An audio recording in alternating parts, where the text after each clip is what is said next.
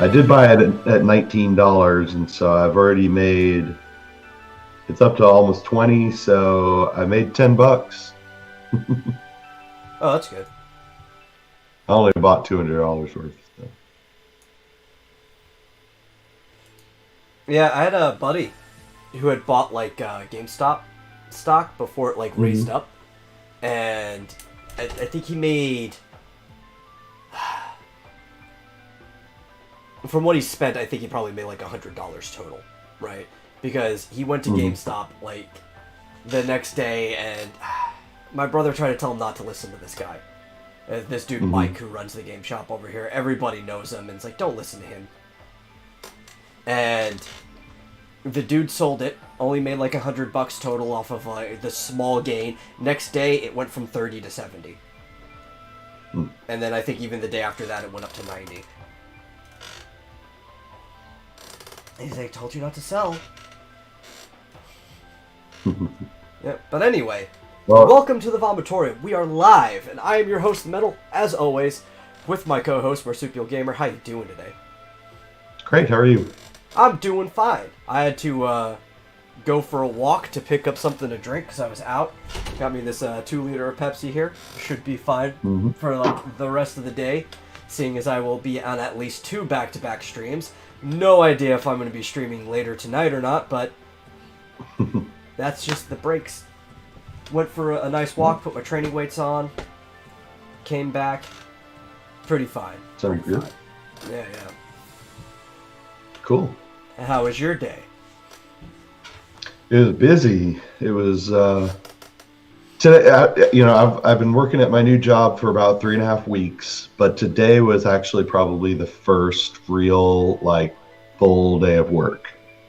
I mean, I've been doing full days, but it's been mostly like training videos and like going through So it's like the testing first stuff. actual hands-on day of work. Right, exactly. Okay. And it was like that because because I'm a software developer, so I actually was developing some software. So That's what I figured. This yeah, is the first thing that came to my mind. yeah. So yeah, it's rather than me just sitting here staring at a screen, watching a video, or basically they set up these test cycles for me to go through, so I can basically just learn the software by running through tests that QA typically does. Yeah. So that's what I've been doing for 3.5 weeks. But today, I actually, got started on some actual work that, will actually go into production. So. You said you were working on a remote computer earlier. Do you use like a TeamViewer type software for that? No, I use a Microsoft Remote Desktop, just the Okay. the I one think that's it's a built similar in. type of software, right? Yeah, I mean, Remote Desktop is just built into Windows. Yeah. It's nothing additional that I have to download. So Yeah, I know I have it. I just never used it. Mm-hmm. Yeah, you have to have the computer that you're logging into has to have Windows Pro on it. Yeah. You can't use Windows Home. Yeah, I know. This computer, I did spend the extra to get Windows Pro when I got it, but I don't know why I did. I thought it sounded like a good idea, but I don't ever use any of the professional software. I don't like Microsoft Office or any of that stuff. Like, why did I spend the money on that? I probably could have saved like $30 or whatever. But you don't need Pro to use Microsoft Office. No, but certainly. So the Home Edition only comes with a demo, like a trial, and then you have to upgrade for the full Office. If you have Pro, it comes with the full license with it. It's one of the things in the full pack. Really? Well, that's how it used to be. Windows Pro? I don't know. That's how the Professional Edition used to be. They used to come with the full license for Office. I don't know See, if this one, I haven't does. checked because I uninstalled it as soon as I got it. I hate Microsoft Office. GMT knows what I'm talking about. Yeah, it's using the RDP protocol. Oh, okay. It's Remote Desktop. So I need to upgrade. I don't know. Because I use OpenOffice, but OpenOffice hasn't been supported in a while. But I know, what is it? Is it like LibreOffice or something? There's basically, because OpenOffice was open source, somebody continued developing OpenOffice. I think it's basically just the same thing. I mean, OpenOffice is still available. It's available, but if you look at what they support, they don't even have any of the newer like file types or anything. It's basically an old version of Office. That's a surprise because their last release was November last year. But they don't have. I have the latest release, and it doesn't have like some of the newer versions of like the file types that you get in Microsoft Office. I don't know why. I know LibreOffice does. Yeah, those have been around for like 13 years. Yeah. The new Office versions. Well, I use Microsoft Office, and my girlfriend even makes fun of me for using Outlook. Oh, Outlook. Ugh. Can't believe that I actually use Outlook, but yes, I still use Outlook, which works great for me. I mean, in fact, I even have a personal account, an Office 365 account. So yeah. Oh well, that I actually pay for. It's a lot cheaper than buying Office outright. It's just a small monthly fee, but I don't mind like renting things when it actually ends up being cheaper between iterations. It's when you do the math and it turns out to be more expensive between iterations. Like, why won't you just let me buy the thing? Yeah. Well, I always like the latest version. Yeah. But same reason I was paying monthly for Photoshop, which I may actually do again soon, now that I have money to do so. But I was actually doing the monthly, which I think I worked out the I worked it out, and I think it's only slightly less expensive than just buying the whole thing again every year, which I used to do anyway. I remember doing a few different like running numbers on it, and I Mm-hmm. think on total for an average consumer, because I thought it was the other way around, but I was only considering the student discount before. For the Mm-hmm. average user, it's slightly cheaper. Yeah. But the Well, student discount's not as good as it used to be, and you're actually paying slightly mhm. more as a student than you used to. Yeah. Well, actually, I think it might be considerably cheaper considering what you get because I believe I was paying $50 a month, but I got basically the entire Adobe suite. And Yeah. so for $600 a year, which sounds expensive, but I used to pay something 600 or 800 just for Photoshop for the newest version of Photoshop every year. But Mm. for $600 a You used to year, be I able to basically get get the newest version. the entire Creative Suite used to be about like $800. Okay. Well, Yeah. anyway, that's what I'm paying Yeah. now. Well, I'm not paying for it now, but I was paying like $800 just to get the newest version of Photoshop every year. But now well, if assuming I reactivate my subscription, I'll be Yeah. getting, Photoshop and I don't know what else comes with it, InDesign and uh, Yeah. what's that the video editing Premiere and After Effects, Premiere. both video Yeah. editor. Yeah. Yeah, like the full version of Premiere Pro. Yeah. So, and it And comes if you're with, still using your Mac, you can use Final Cut, the other video editor. does that come with the Adobe suite? I don't think it comes with the suite. It is an Adobe product. I think that it doesn't come with the suite because it's Apple only, and they sell the suite to both Mm-hmm. Apple and Windows. I think you just have to get it on its own. Yeah. All right. Hold on one. Mm-hmm.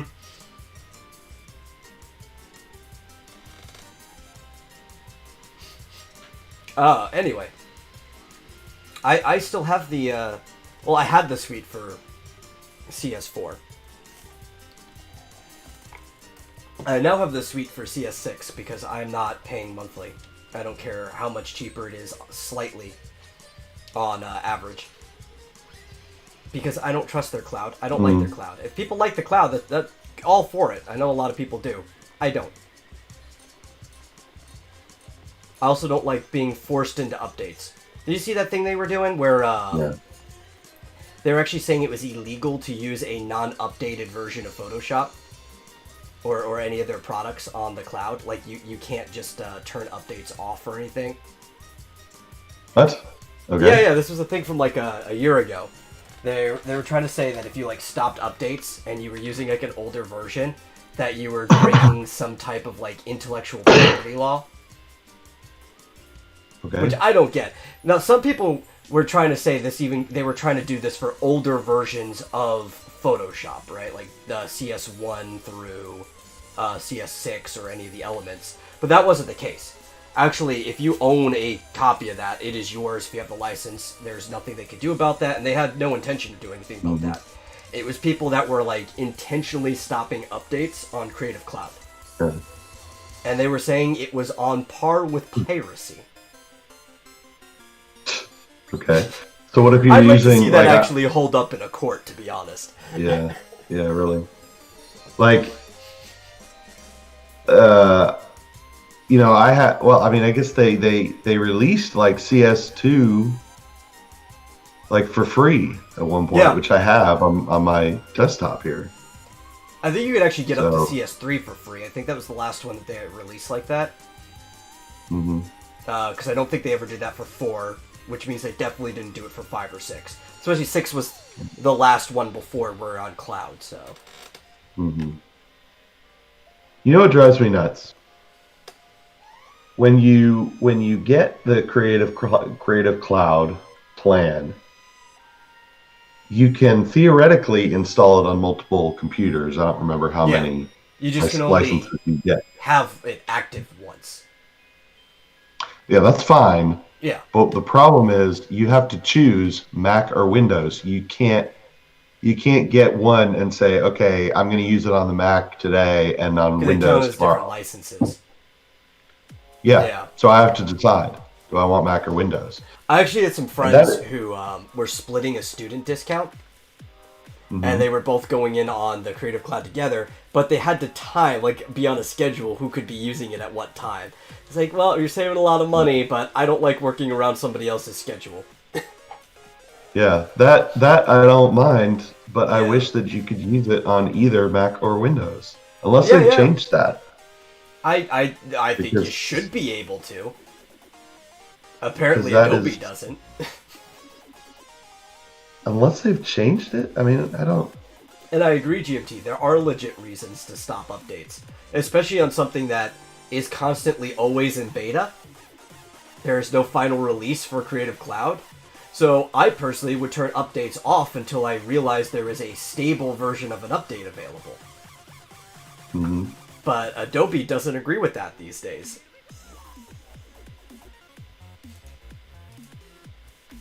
Well, I don't know. I really want them. I really need them, unfortunately. Yeah. So I'm gonna have to sign up again. Well, you know what they say. When you sail the high seas, the world is truly your oyster. Yeah. Can you get the latest and greatest? Cloud. You can't get Cloud, but honestly, CS6 is more than fine enough for everything I need it to do. Yeah. Adobe sounds like a headache I don't want. Yeah, I agree. There's a lot of open source software that you could use that do mostly all the same things if you're willing to use multiple softwares. I use Adobe just because I'm really used to using Adobe. I already know all the keyboard shortcuts and stuff. And having to relearn a software would add unnecessary amount of time to whatever I'm doing. Right? And this is why people stick with softwares. Through iterations, they pretty much keep all the same key bindings and shortcuts and everything. Most things tend to work exactly the same way. So once you know a software, it's like, well, I'm fast at this. I don't want to lose time. I'm just going to stick with the software I know. Yeah. Yep. I'm definitely used to Photoshop, and I've told you before, the one thing that I miss the most that is not in the CS2 version that I've been using is the content-aware fill. Yeah. Which is fantastic. Which CS6, actually, something like that existed all the way back in CS4, but it wasn't like the same as what Creative Cloud has. CS6 has a light version of that for its fixing tool it has, the heal tool. It's not as good as the content-aware fill. And I think the content-aware fill only works because you're connected to a cloud, so it can basically get the information that it needs to fill in the background better.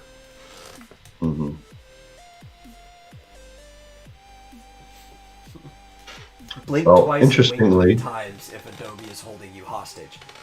No, I mean, I can go anywhere I want. I think they may be. Interestingly, my Mac just crashed and gave me the equivalent of a blue screen of death just now. Oh, so I must have been talking about it too much or something. Maybe. I don't know. That's one of the things I always laugh at MacBook. too, because I had a lot of Apple supremacist friends in high school. Also had a lot of Windows supremacist friends in high school. And while I prefer Windows, I've never really been of like master race kind of guy for any type of electronics, even when it comes to gaming consoles. Because there's always the PC master race memes. I like PC gaming. There's a lot of benefits to it. I'll make the joke because it's fun to make the meme, but I've never been that way for anything. Yeah. But I knew people that were, and they would always say the dumbest things when it came to why my thing is better than the other. And one of them that would come up is like, well, Macs don't get the blue screen. It's like, no, but they have literally equivalent. Any computer can crash. I mean, just because you don't render into the blue screen doesn't mean you don't have something like the blue screen. Yeah, I mean, just this whole computer just crashed and rebooted. So Yeah. what do you call that? Like, the biggest justification, because I would always play devil's advocate and I try to defend whatever side is being attacked at the time. For a long time, when Windows started becoming more popular, it was better to have an Apple computer if you were afraid of viruses, because since less people had them, less people were trying to infect Apple computers. It just wasn't worth their time. That's not so much the case now with their popularity, but for a long time, there was that advantage. Yeah, GMT said BSD gave me a BSOD. They That call is it true. a feature. Yes. It was, back Apple was doing me a favor by rebooting my computer for me without me Oh, yeah, asking. sure. That's what I always say whenever I get a blue screen. Mm-hmm. Blue screens aren't that bad now, though, on Windows. Like, they used to be horrible. Because a lot of times, they wouldn't even shut down properly. And you're, like, hitting enter and stuff, because it used to give you that whole command prompt and everything. It basically would blue screen into the BIOS screen for the command prompt. And sometimes it wouldn't shut off, and you have to do a forced shutdown. Now it's just, like, this pleasant little dystopian screen of, like, hey, you ran into a problem. We're just fixing this up real quick, little percentage bar going, and we'll restart you in just a second. And it takes, like, no time. It's like, yeah. Yeah. It's even like a little smiley face on the side. Yeah, a little Or is emoticon it there. frowny face? Yeah. It depends. Sometimes it's a smiley face, sometimes it's a frowny face. I think it depends on, like, the error code. But, like, they understand their system so much more now, and it moves so much faster. Yeah. I've been getting that too on my PC, and it's been giving me this memory error occasionally. So luckily, I just ordered some more memory. So well, I think for the most part, while blue screen could have been caused by literally anything, 90% of times I think it was always memory errors. It's just back in the day, the computer really didn't know how to tell you that or read it fast enough. Oh. Right? But now it's like, hey, we know what the problem is. Here you go. Dang it. Remember, we were supposed to get here today, and now it says Thursday. Dude, I remember just the pain of being a kid having to figure out what is going on with my Windows 95 computer. I'm like, dude, let's see. We got Windows 98 late because my dad had to get it from his work. He basically stole it. They had all these extra copies they weren't going to use anyway. So we had 95 from 95 when the computer was donated to us, all the way to 99. So yeah, I was actually probably around 7 when I was really figuring out what was going on. And I'm just like this 7-year-old, super confused, like, yo, what is going on with this computer? What is this blue screen? What are all these letters and on my screen going on? But that's probably why I'm so good at working with computers now, because I've had to deal with that stuff since being a little kid. Well, when I was a kid, I was dealing with DOS 5.0, so. Oh, yeah. Sounds even worse. Maybe earlier. Yeah. I mean, it sounds ultimately easier, but harder to figure out without being taught what you're doing. Yeah, you didn't typically have like a full computer crash. Yeah. Usually, because I guess DOS as an operating system was pretty stable. I mean, it might as well have been like Unix, but you had to fiddle with it quite a bit to get things to work, to get an application to work. Yeah, it wasn't everything basically compartmentalized with DOS. Like, you just got like individual crashes instead of like a full system crash. Yeah, I mean, there was no multitasking whatsoever. But I mean, applications could access your devices directly. They didn't have these layers. I mean, the operating system was a less active player. You weren't likely, like, an application wasn't going to crash DOS. Yeah. Because they didn't really interact with DOS. I mean, not DOS like when you get to 95 and everything's Yeah. interwoven into each other and stuff like that. Right. Right. DOS pretty much just handled the boot up, and then it handled like launching an application, and then the application kind of took over the computer. Yeah, yeah. So yeah, we had applications crash, like a game might crash or something, but then it would typically just dump you back into DOS. Because DOS is just sitting here saying, okay, let me know when you're done with whatever you're doing, and I'll give you your Oh, that C was prompt. back in the days of like MUDs and stuff like that. Mm. We need more MUDs. Let's get some new MUDs out there. There's actually I started playing one, kind of. It was called. Have you ever played Dungeon AI? Mm-mm. Yeah, I think it's even the link is dungeon.ai, and it's basically like a tabletop RPG experience, but just pen and paper, right? So it's you can pick a world, and it will drop you into the world with your character, and an AI will start scripting things based on your responses. And sometimes you end up in errors because it's just an AI, but it's getting better every time you play it. And it'll basically remember what your character is, and it'll try to remember what's going on in the world. I've had like really, it's like being in a dream. Sometimes you're in the middle of something, and then the AI will just like forget what it's doing, and you'll be in a different scene. Like it'll carry over, like in a dream, right? Like you were cooking breakfast, and all of a sudden now you're on a boat. Mm-hmm. But it is a fun experience if you realize that's what it is going into it. And it's like playing like a MUDs game, right? You type, you tell it, we're going this way, we're going that way. It's got 3 different options that you can do. There are actions, so you just type in does this, and it'll even you can make it really specific too, since it's an AI working on it, right? You could be like, do a triple axle backflip over the bow of the ship, and it will read that that's what you do. There are say, so you can actually, your character can say what they mean and the world will interact with it. And then there's story, if you just want to like write what's going on, things not specifically with your character, and then the AI will react to that. It's actually a pretty cool little, I guess, engine to run into and experience. Mm-hmm. But it is a free-to-play game, so you only have so much energy, right? So you can play for a while, but basically every single time that the AI is forced to move the story forward, it will tick down how much energy you have, and you have to let it recharge, or you could pay money to fill up your energy again.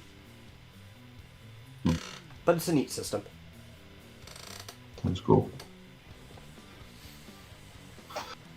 So I was saying the one thing you always had to worry about with DOS was the auto exec bat and config sys files. Yeah. Which basically handled the boot up and allocation of memory. But yeah. Once you figure that out. I actually had to deal with it not that long ago. I have no idea why. Well, I guess because with a command prompt, you do still have some like lingering residue from DOS on any computer, right?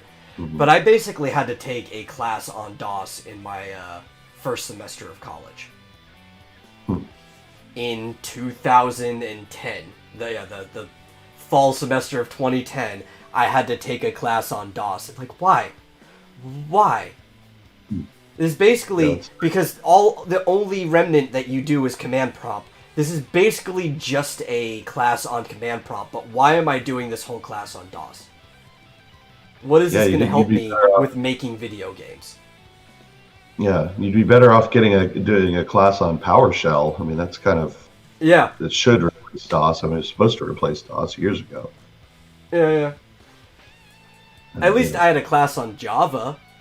That was kind of helpful. It was, when you had to do some programming classes even in the art department. So like, we're going to work you into the more complicated stuff by the starting programming class just focusing on Java. Yeah. I hated Java. I had a Java class senior year of college, and I was like, I hate this. I hate this so much. There was like some complicated macros, and I'm glad that those were involved. But for the most part, it was just if this then that trees. That was like 90% of the class. Yeah. Yeah, I mean, I took a C class my freshman year, I guess. Yeah. That was awesome. I loved C. But Yeah, yeah. I've dabbled a little bit into it. C's fun. I don't remember too much of it, but I remember it wasn't Mhm. that complicated. It wasn't, because Java's kind of just a watered down version in many ways. It's like, yeah, I'm understanding what's going on here. I would definitely Yeah. need a refresher course if I was going to dive back into it, even of what I knew. But it's like, yeah, this seems a lot more fun. I could see it. Yeah, and I haven't used C++ since college, but the class taught me fundamentals of programming, basically. We Taught me usually what. work more in Oh, C sharp, right? yeah, yeah.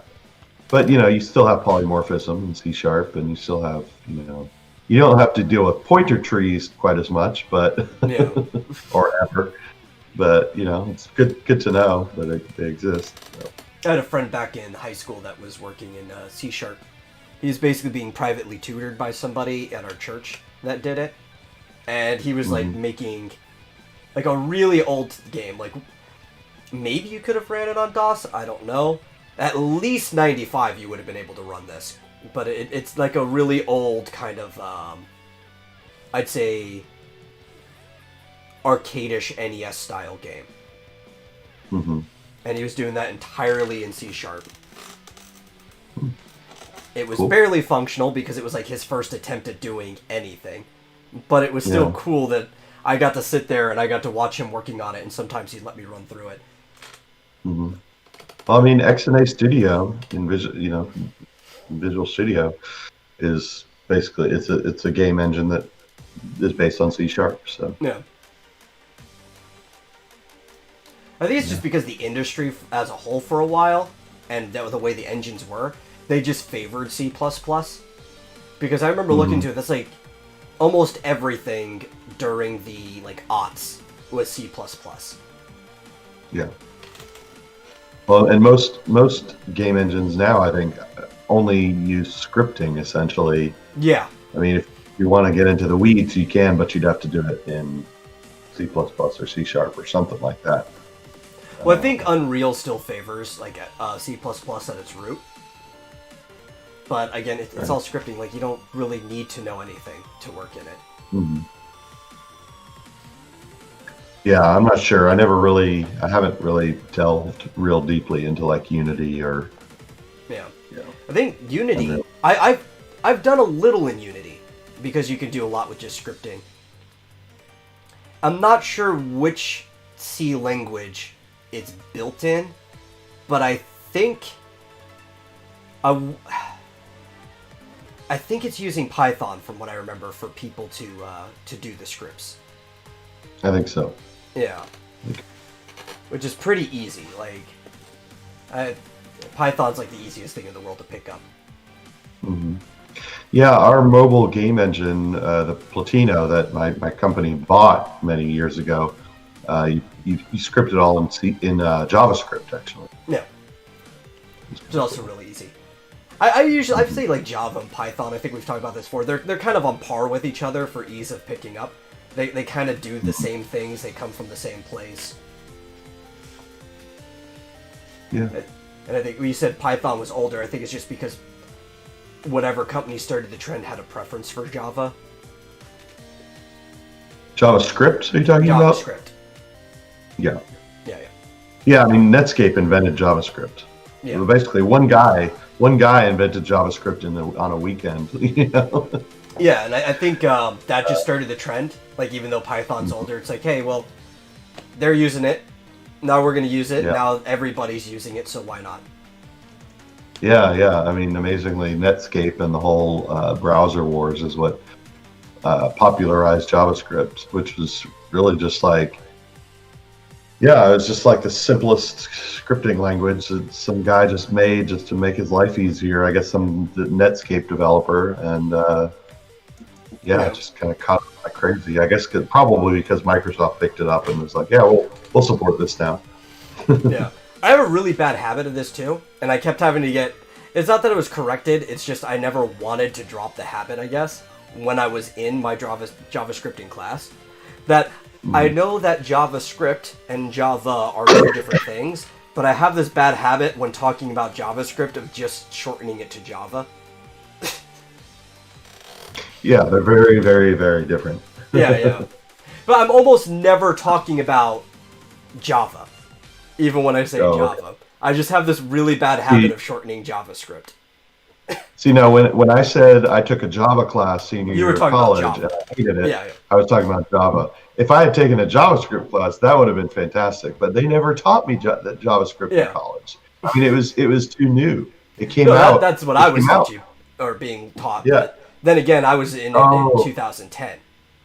Oh, well, that would have been fantastic. Yeah. No, it was the easiest class I ever took. That's completely different. It is. Okay. That's completely different. I mean, it still works in similar ways, though. It's a lot of, like, if this then that trees, because that's just the easiest script, like, basic scripting. If this, then that. It's algebraic substitution. Yeah. I mean, here's the thing. JavaScript was invented my freshman year of college, like that year. So how would you even have a teacher that could teach it? There's no expert in this. Yeah. thing. Yeah. Even by senior year, they weren't going to have that ready to go. I mean, even Java was fairly new, and it was kind of interesting that they had a Java class, but I hated it and I never used it, and it was I hate Java, the actual Java. I've tried jumping into it because I remember there was a lot of like early internet stuff that used it, a lot of programs back then, and it was just like, why do people use this thing? This thing seems horrible. It's awful. Yeah, it's absolutely. And you had to have a separate plugin, like an application on your computer. You had to install Java to be able to use anything that was Java. I remember they were trying to use this as kind of like a replacement to Flash early on. And it never really took. Like, it was around for a while, but then just like throw it out. We've got better things. I think HTML5 is what finally just killed Java. Yeah, I mean, they had like browser. They had a browser plugin where you could basically run a Java applet, as they called it. Yeah. In the browser, which I did. You know, I tried that and it worked, but it took a while to figure out. But I'll tell you, my first real professional experience with JavaScript was my first job out of college, like the next year. So and really, it was just like I was trying to just figure out how to do something, and they actually brought in like a consultant to sort of teach me because nobody at the company I was working at knew how to program except me, and I couldn't figure this out. So they brought in a consultant who basically taught me JavaScript in a day, and it was like, okay, great. And then after that I got a book, and it was just like, okay, this is the most amazing thing ever. You can do all kinds of client-side scripting on a website that you never could do before. So, yeah, Java used to run all apps on mobile phones. Yeah, I think Apple killed it as far as mobile Java. Oh yeah, because you didn't need it anymore. Once Apple came out with Xcode and everything, and you could build apps that way. Didn't need it anymore, and I don't know what I mean. I guess for Android, you still have to build apps with Java. Theoretically. Maybe. I don't know how that works. I haven't actually looked into Android apps. Yeah. I mean, I never did because I used a program called Titanium that allowed you to build apps for Apple or Android with JavaScript. Well, I know you can use Unity for apps now, too. I don't know why you want to, but you can. It's an option. Yeah. And on Apple now there's Swift, but I think if you want to build native apps using the native language on Android, it's still Java, as far as I know. Yeah. But almost nobody does that. Unity even kind of works the same way, because I think before Unity started having its own plugin, it actually used a Java plugin for you to be able to play Unity stuff in browser. But then Unity just kind of like, well, we've got a plugin that is Unity that you download into your browser or onto your computer, and then you could just play Unity stuff in browser. Yeah. And I wonder if that uses Active. Well, it could be still using ActiveX. It must be using HTML5 by now. I would assume so, Because I think when it did that, it was shortly after HTML5 went through. Mm-hmm. Yeah. This is the one benefit of HTML5, even though it gave everybody an excuse to kill off Flash, because Flash really isn't that secure of a system. It is just better for making everything operate, because you could just do everything right there in HTML5. You don't have to have all these like stupid little plugins and stuff for every little thing that you're trying to do. Yeah, definitely. Yeah, you can even play videos and stuff natively in the browser, so Yeah. it's very nice. And it's so I flexible hear- that it's not that difficult to emulate that old stuff using HTML5 with plugins. As long as you can figure out what the code is. I wish Adobe would just release the source for Flash. Come on, just do it. Yeah, Let us emulate it. ActionScript 3, we still have no idea what it is. We only got 1 and 2. Come on, just release it. I want to be able to play all my old Flash games. Oh well, I don't know. Yeah. Obviously, I wish they would too, but you know, it's their IP. They have a right to. Yeah, I'm assuming there's something in specifically the ActionScript 3 that has something to do with the stuff that they currently do, right? It's still active code that they use for other things. Because if people can figure out what the other two are, but they can't figure out that, that's clearly like the secret ingredient thing that they're hiding. And I understand. It's like, you know, if you release that, then maybe some smart guy will figure out how you're using it in your modern programs, and you basically lose your edge on the competition. Yeah, for all I know, that could be the secret to content-aware fill. Who knows? My favorite feature in Photoshop. Maybe. I know it has something to do with a lot of the After Effects stuff. Because ActionScript 3 has to do with their live rendering of things that you're working on in Premiere and in After Effects. And why they have a better live rendering model than like any other video editor.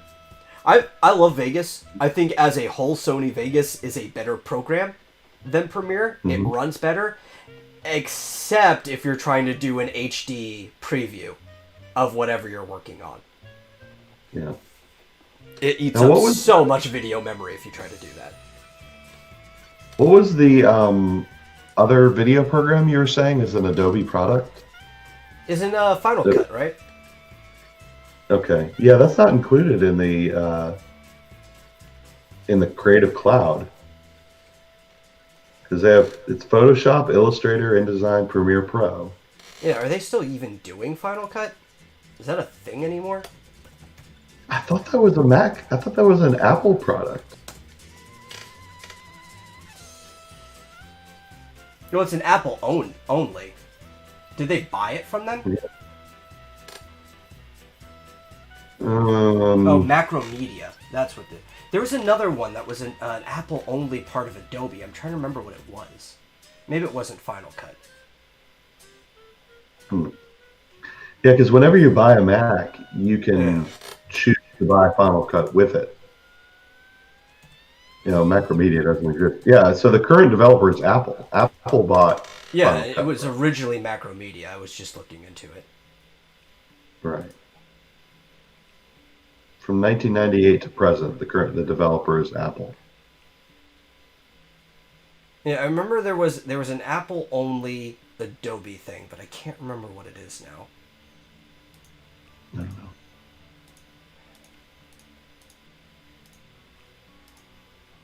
That's gonna bother me. Maybe I'll teach myself Premiere Pro. Premiere's easy. It's just stupid, like compared to other video editors, and it has rendering issues. At least on Windows, I don't know how it does on Mac, but your rendering settings have to be absolutely perfect. There's no guesswork involved there. And even if it is absolutely perfect, sometimes you have to try to render a video 3 or 4 times because of the way it encodes off of your computer. And if there's a little hiccup, it'd be like, nope, rendering failure. dumps all the files clear, and then you have to start again. TMT brings up a good point. If they bought Macromedia, do they own Shockwave? That's a good question. Shockwave is something that stopped being in use a while ago, though, right? No. So Shockwave is owned by Adobe, and yes, it is discontinued, defunct. Yeah. Because it was basically Flash on steroids, right?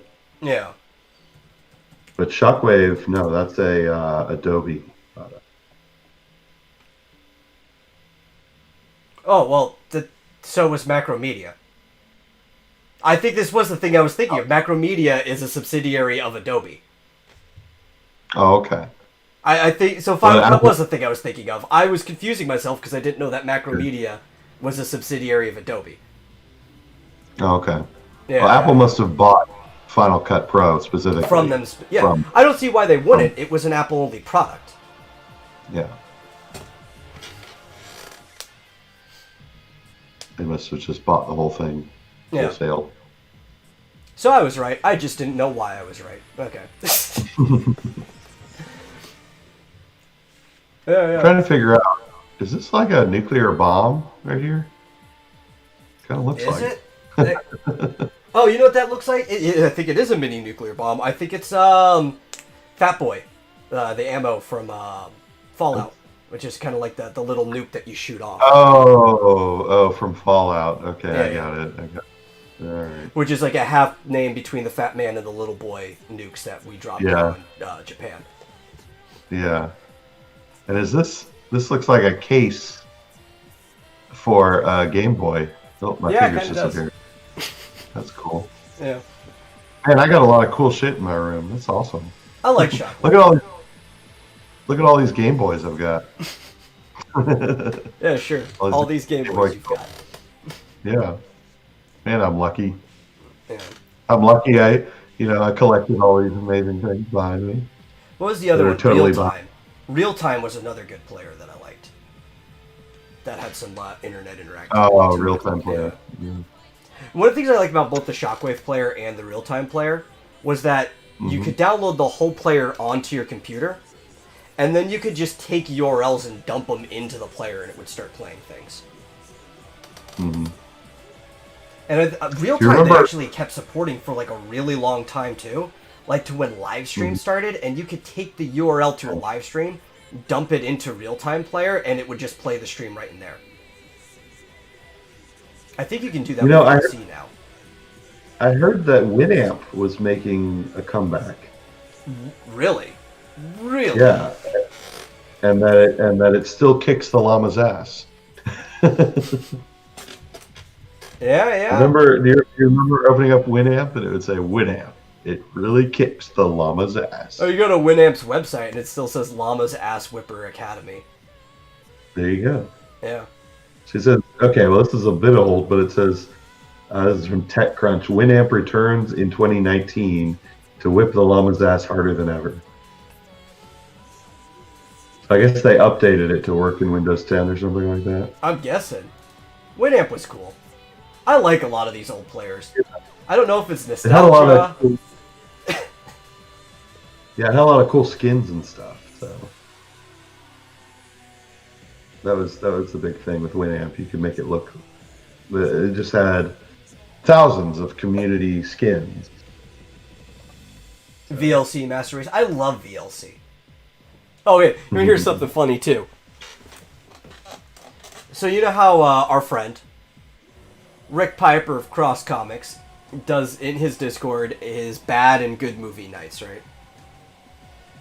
And he was complaining that he couldn't get a file to work. And I was wondering, like, how could you not get a file to work? And it turns out this whole time, he has been using, which is basically a watered-down version of a modernized Windows Media Player, the Movie and TV app for Windows, to play his movies. Which cannot use any more file types than I assume Windows Media Player could when it comes to videos. Right? And like, why don't you have VLC Media Player? He's like, I have no idea what VLC Media Player is.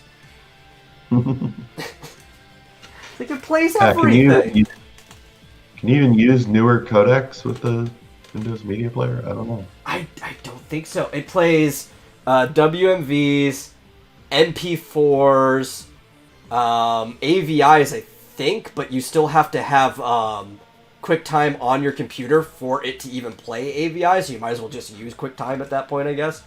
What's the other one? There's like another one that it uses too, but it uses like 4 file types. That's it. Yeah. Yeah, it's like, well, and you go to VLC, and it's like, oh, here's like 16 file types you can watch movies on. Especially MKV, which is, it's like the improved version of MP4 or whatever. It's like a lossless, or as close to lossless as you're going to get. Yeah. Well, Winamp didn't play movies. It played only music. It was only music, I know. It just MP3s. reminded me when we brought up VLC. It's like, how did he not have VLC? If you don't have VLC, viewer at home, watching or listening to this at any time in the future, go and get it. It's free. It's open source, and it's a great player. Yeah, I have to look. Do I not? I probably don't. No, I do. I do have it installed. Of course I do. I've got it installed and everything. I have it installed on my phone because it's a better video player than what's native to your phone.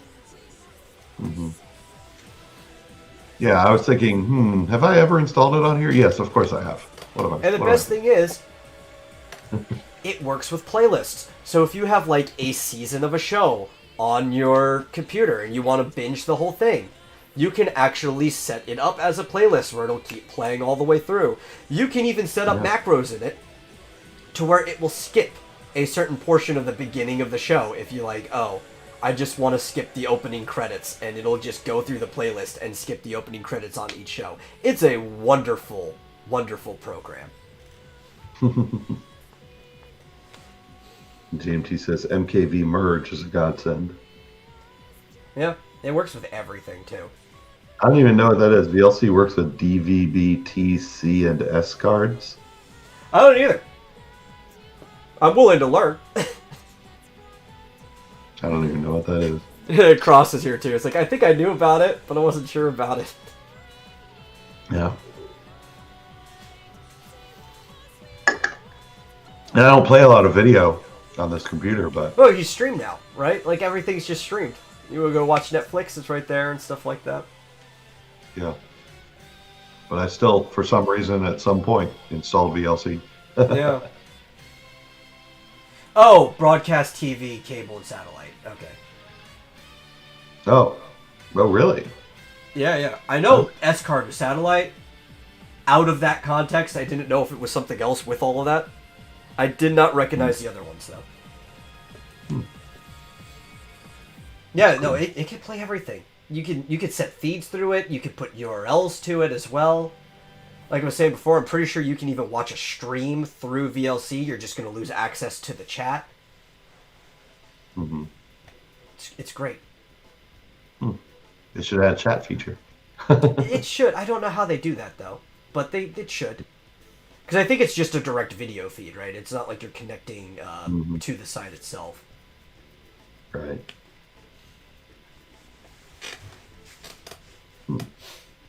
But yeah, it's a wonderful, wonderful program. We here at the Vomitorium simp for VLC. Definitely. Literally, I've donated to them before because I like it so much. Yeah, I've never had a particular affinity for it or anything like that. I just take it for granted, I guess. Yeah.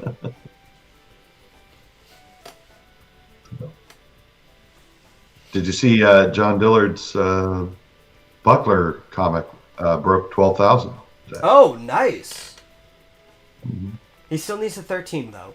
If he wants, what was that? What John Malin says? You got to break 13, just some arbitrary numbers. Like that's pro level. That's is where it? Made it. Okay. Get him to 13. People. Well, yeah. Well, it's still got a couple of months. So. he's got to keep shilling it. But yeah, I was watching it because it was so close. It was really just one order away from 12,000, and for a couple of days there, he was getting nothing. And I was like, come on, people, let's get this to 12,000. It's so close, so close. Yeah. Looked at it today, and sure enough, there it was. So, do you want to talk at all about the stock situation with GameStop? We can, yes. If you want to bring that up first, now you set it up.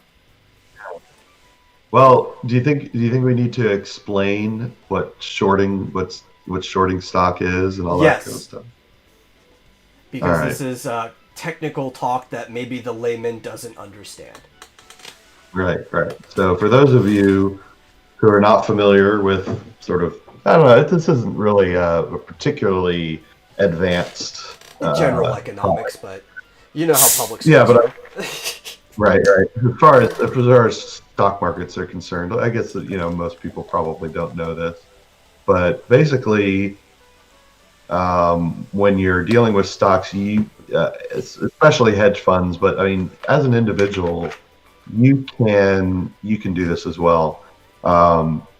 There's a concept called shorting or short selling the stock. So normally, in order to make money on the stock market, you need to buy low and sell high. That's how you make money. Yeah, it's the typical pattern that everybody I think understands. Yeah, it's easier said than done, but that's what you want to aim for anyway. Speculate. It's a speculative market. Somewhat. I mean, there theoretically, you can follow, but especially when it comes to people, right? At the end of the day, and this is actually going to come into the whole point that talking about with these bets and tradings and stuff like that. Yeah. It's not just how the product is doing. You also have to speculate how other people are going to buy and sell and stuff. And it's like, well, this looks like it's going good. It's doing well. People are buying a lot of the actual product. I want to buy now because I think more people are going to buy into it and it's going to cause it to go up so that I can sell later. But you also have to consider other people are looking at the same pattern that you're looking at, and that's what creates the speculative market in general.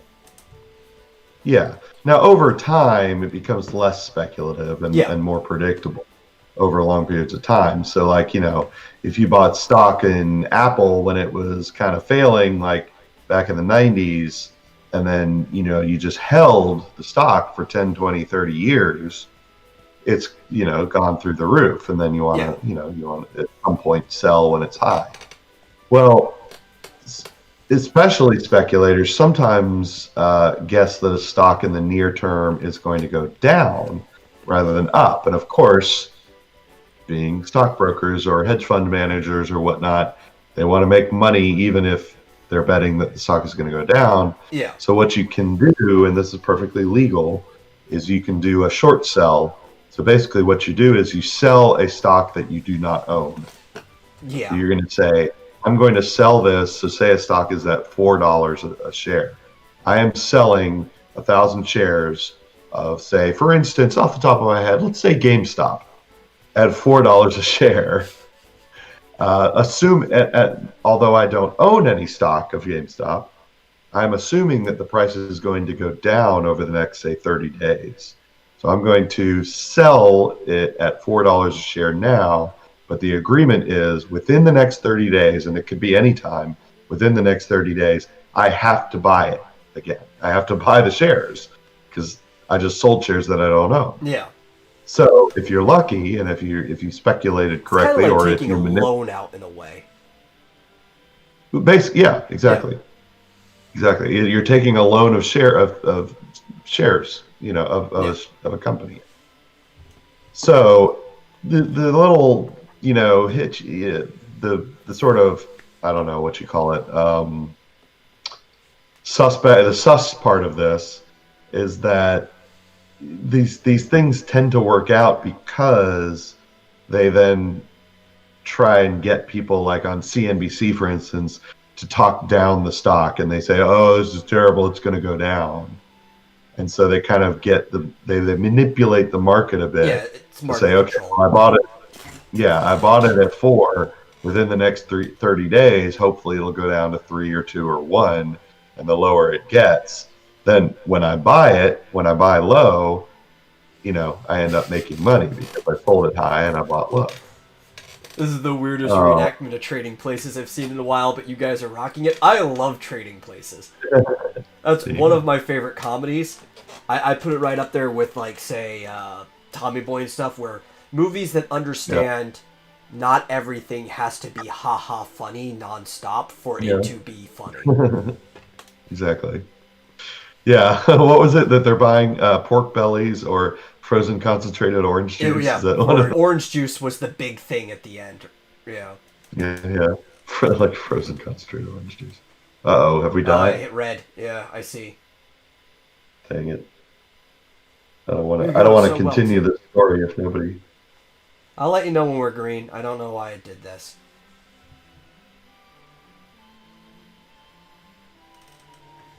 You're doing well. Even the last few streams and stuff I was on, I didn't have a problem. It just specifically during the Vomitorium is when it decides to screw us over. Mm-hmm. Oh, yeah, I'm green. Should be back. Fine. Yeah. Okay. Yeah. All right. Cool. Yeah, we are live again. All right. So that's the idea behind short selling.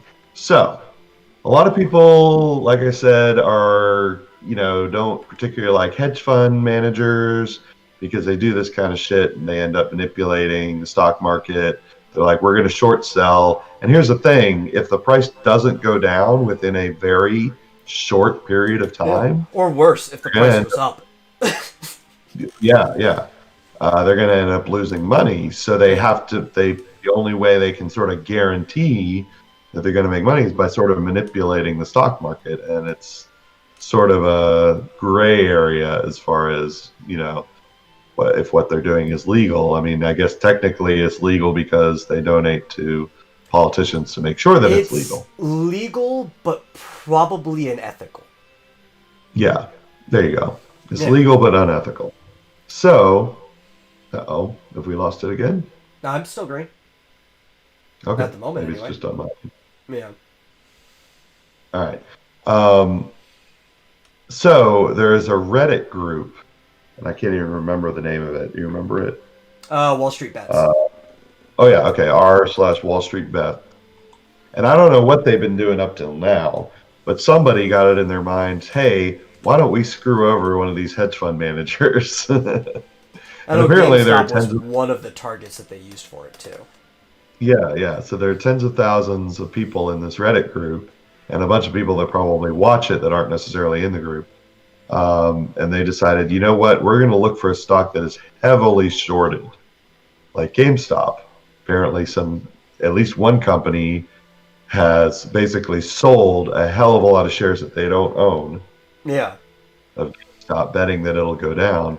And so they said, we're going to screw them over, and we're going to buy GameStop. And I guess there's enough people in there with enough money. Normally you couldn't get that many people together, but on the internet, especially on Reddit, a bunch of meme lords. They don't need a lot of money. Collectively, though. Yeah. But yeah, I mean, when you've collectively got apparently some millionaires that have got a lot of money that they can invest, they decided to buy, and it started out at $4, so it didn't take much to buy up millions of shares of GameStop. Well, especially because GameStop has been suffering a lot for the last few years. So it bounced back from near bankruptcy at one point. Who was it? Was it Microsoft that I think bailed them out during the pandemic too? So they're not doing bad because they've had support, but they weren't exactly doing great either. Yeah.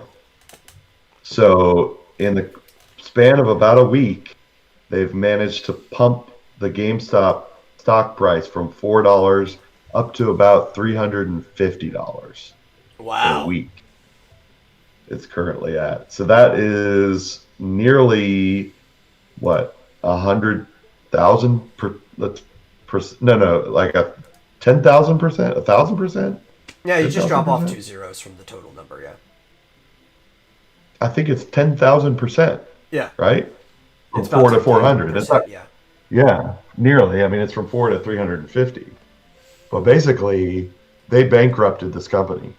They Yeah. bankrupted the hedge fund company. Because And here's I'm the fine thing. with that because I'm not a fan of hedge fund companies. I don't have anything against rich people. I've never Yeah. been an eat the rich kind of guy. I think anybody who can manage success within an ethical way should be successful. Let rich people be rich. These hedge fund companies, on the other hand, have very Yeah. long histories of being unethical towards people, markets, everything in general. And here's the thing, everything they did is legal. You know, you live by the sword, Yeah, you die by the sword, right? yeah, yeah, But here's the thing, when you're talking about buying and selling, if you buy stock and betting it'll go up and it goes down, there's a limited amount of money that you're going to lose. You yeah, know, if you buy $1 million worth of stock, even if it goes down to zero, you're going to lose $1 million. yeah, yeah. You Okay, can't not really good, get into a right? deficit from that. You just lost the money. Right. But if you short sell the way they were Yeah, doing, and then you could yeah, lose you could lose up to infinite dollars, depending on how basically. much you So short sold for. exactly, because Yeah, you don't know what the buying price is. All you yeah. know is the selling price. You, So you if you you put yourself sell, into a deficit that you're hoping to crawl out of because of the trajectory of the right, market. but if you sell GameStop, and there's a limited amount of time. If you had infinite amount of time, it wouldn't be a big deal. But if you sell GameStop stock at $4, you have only, I don't know if it's, let's say 30 days or maybe even a couple of weeks to buy it back. And if it goes up to $400 Yeah, and you bought like 1 million shares, and you're that's the going to problem. lose. At $4, you Well, have to buy something like 1 million shares to make it worth it in the yeah. first place, or And they sell a probably, million shares. Yeah, by the looks of it, they bought tens of millions of yeah. shares Eh, at $4. For something like a hedge So fund, like you'd expect something that big because four is nothing to them. yeah, or they sold tens Yeah, of they millions sold. of dollars of shares that they didn't own.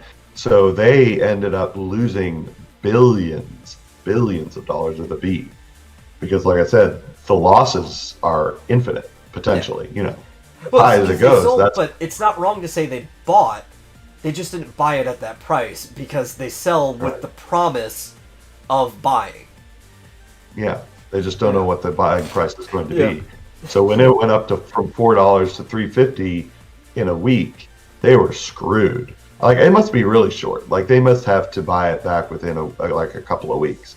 And the problem is they can't just wait. They can't just say, "Well, we just won't sell. We just won't buy it yet. We'll wait until the price goes back down."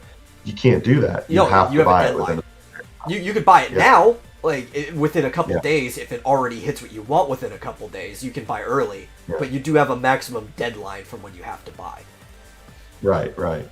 And so you have to take. You know, for a while there, they were like hoping, like when it went up to $100, they're like, "Oh shit, we're gonna hold on because we don't want to buy it at that price." And then it went up to $200, and They then it should went have up to just took three their hundred dollars. losses when they had a chance. Yeah. Well, eventually they did. Eventually they were Yeah. like, okay, well, we don't have a choice. We better just bail. So they ended up having to buy and lost billions of dollars. And yeah, they totally got screwed. They're by the looks of it, they're filing for bankruptcy next Yeah. week. Well, and I bet whenever it does come to sell, the people who jumped on that plan early on Hmm. probably made a killing. Like the earlier you hopped on this plan to screw these guys over, the more money you could potentially make as more and more people buy into it. Yeah, from what I was seeing, some of the people in this group, they were like, well, I bought $50,000 worth, and now that's worth like 2 or 3 million. Yeah. So yeah, if you basically almost multiply it by 100. Yeah. So 50,000, 500,000. So $50,000 investment within a week went up to about 4 million. Give or So take, yeah. Around there. yeah, something like that. And they're just it's hilarious. So Yeah. yeah, Well, and they're kind funny of is one of the apps that they use for this is an app that I've seen like advertisements for, and this is not its intent, but the name is almost poetically ironic. Robinhood was one of the apps yeah, that people kept using, and it's like, yeah, yeah, you kind of are acting like Robinhood, because if you hmm actually know the story of Robinhood, because there's been a lot of distortion about yeah, that story over the years. Robin Hood and his merry men were basically native Gallic folk to the islands that, under the previous rule, were allowed to live in the forest just fine, nobody bother them, but then a Norman kingship comes in and be like, hey, you can't be hunting in my forest, I'm the king, you can't be doing this, everybody pay your taxes to me. And Robin Hood and his merry men were basically just like extreme libertarians, like, no, we're just living off the land, leave us alone. And they weren't stealing from the rich and giving to the poor, they were robbing a tyrannical invasive force and making sure the people who already lived there could eat. That was Robin Hood. Stealing from the government and their lackeys. Yeah, a lot of these hedge fund managers, you know, they've got a guy in Washington. They're basically the government. You know, it's kind of like with the banks. The banks are basically the government because they tell the senators and representatives what to do for the most part, right? Yeah. So when you take from these people, it kind of is Robin Hood. Yeah. Yeah, I have the Robin Hood app on my phone, but interestingly, I have an account with them, but I can't remember the login. And the problem with it is, if you try to create a new account, you can't.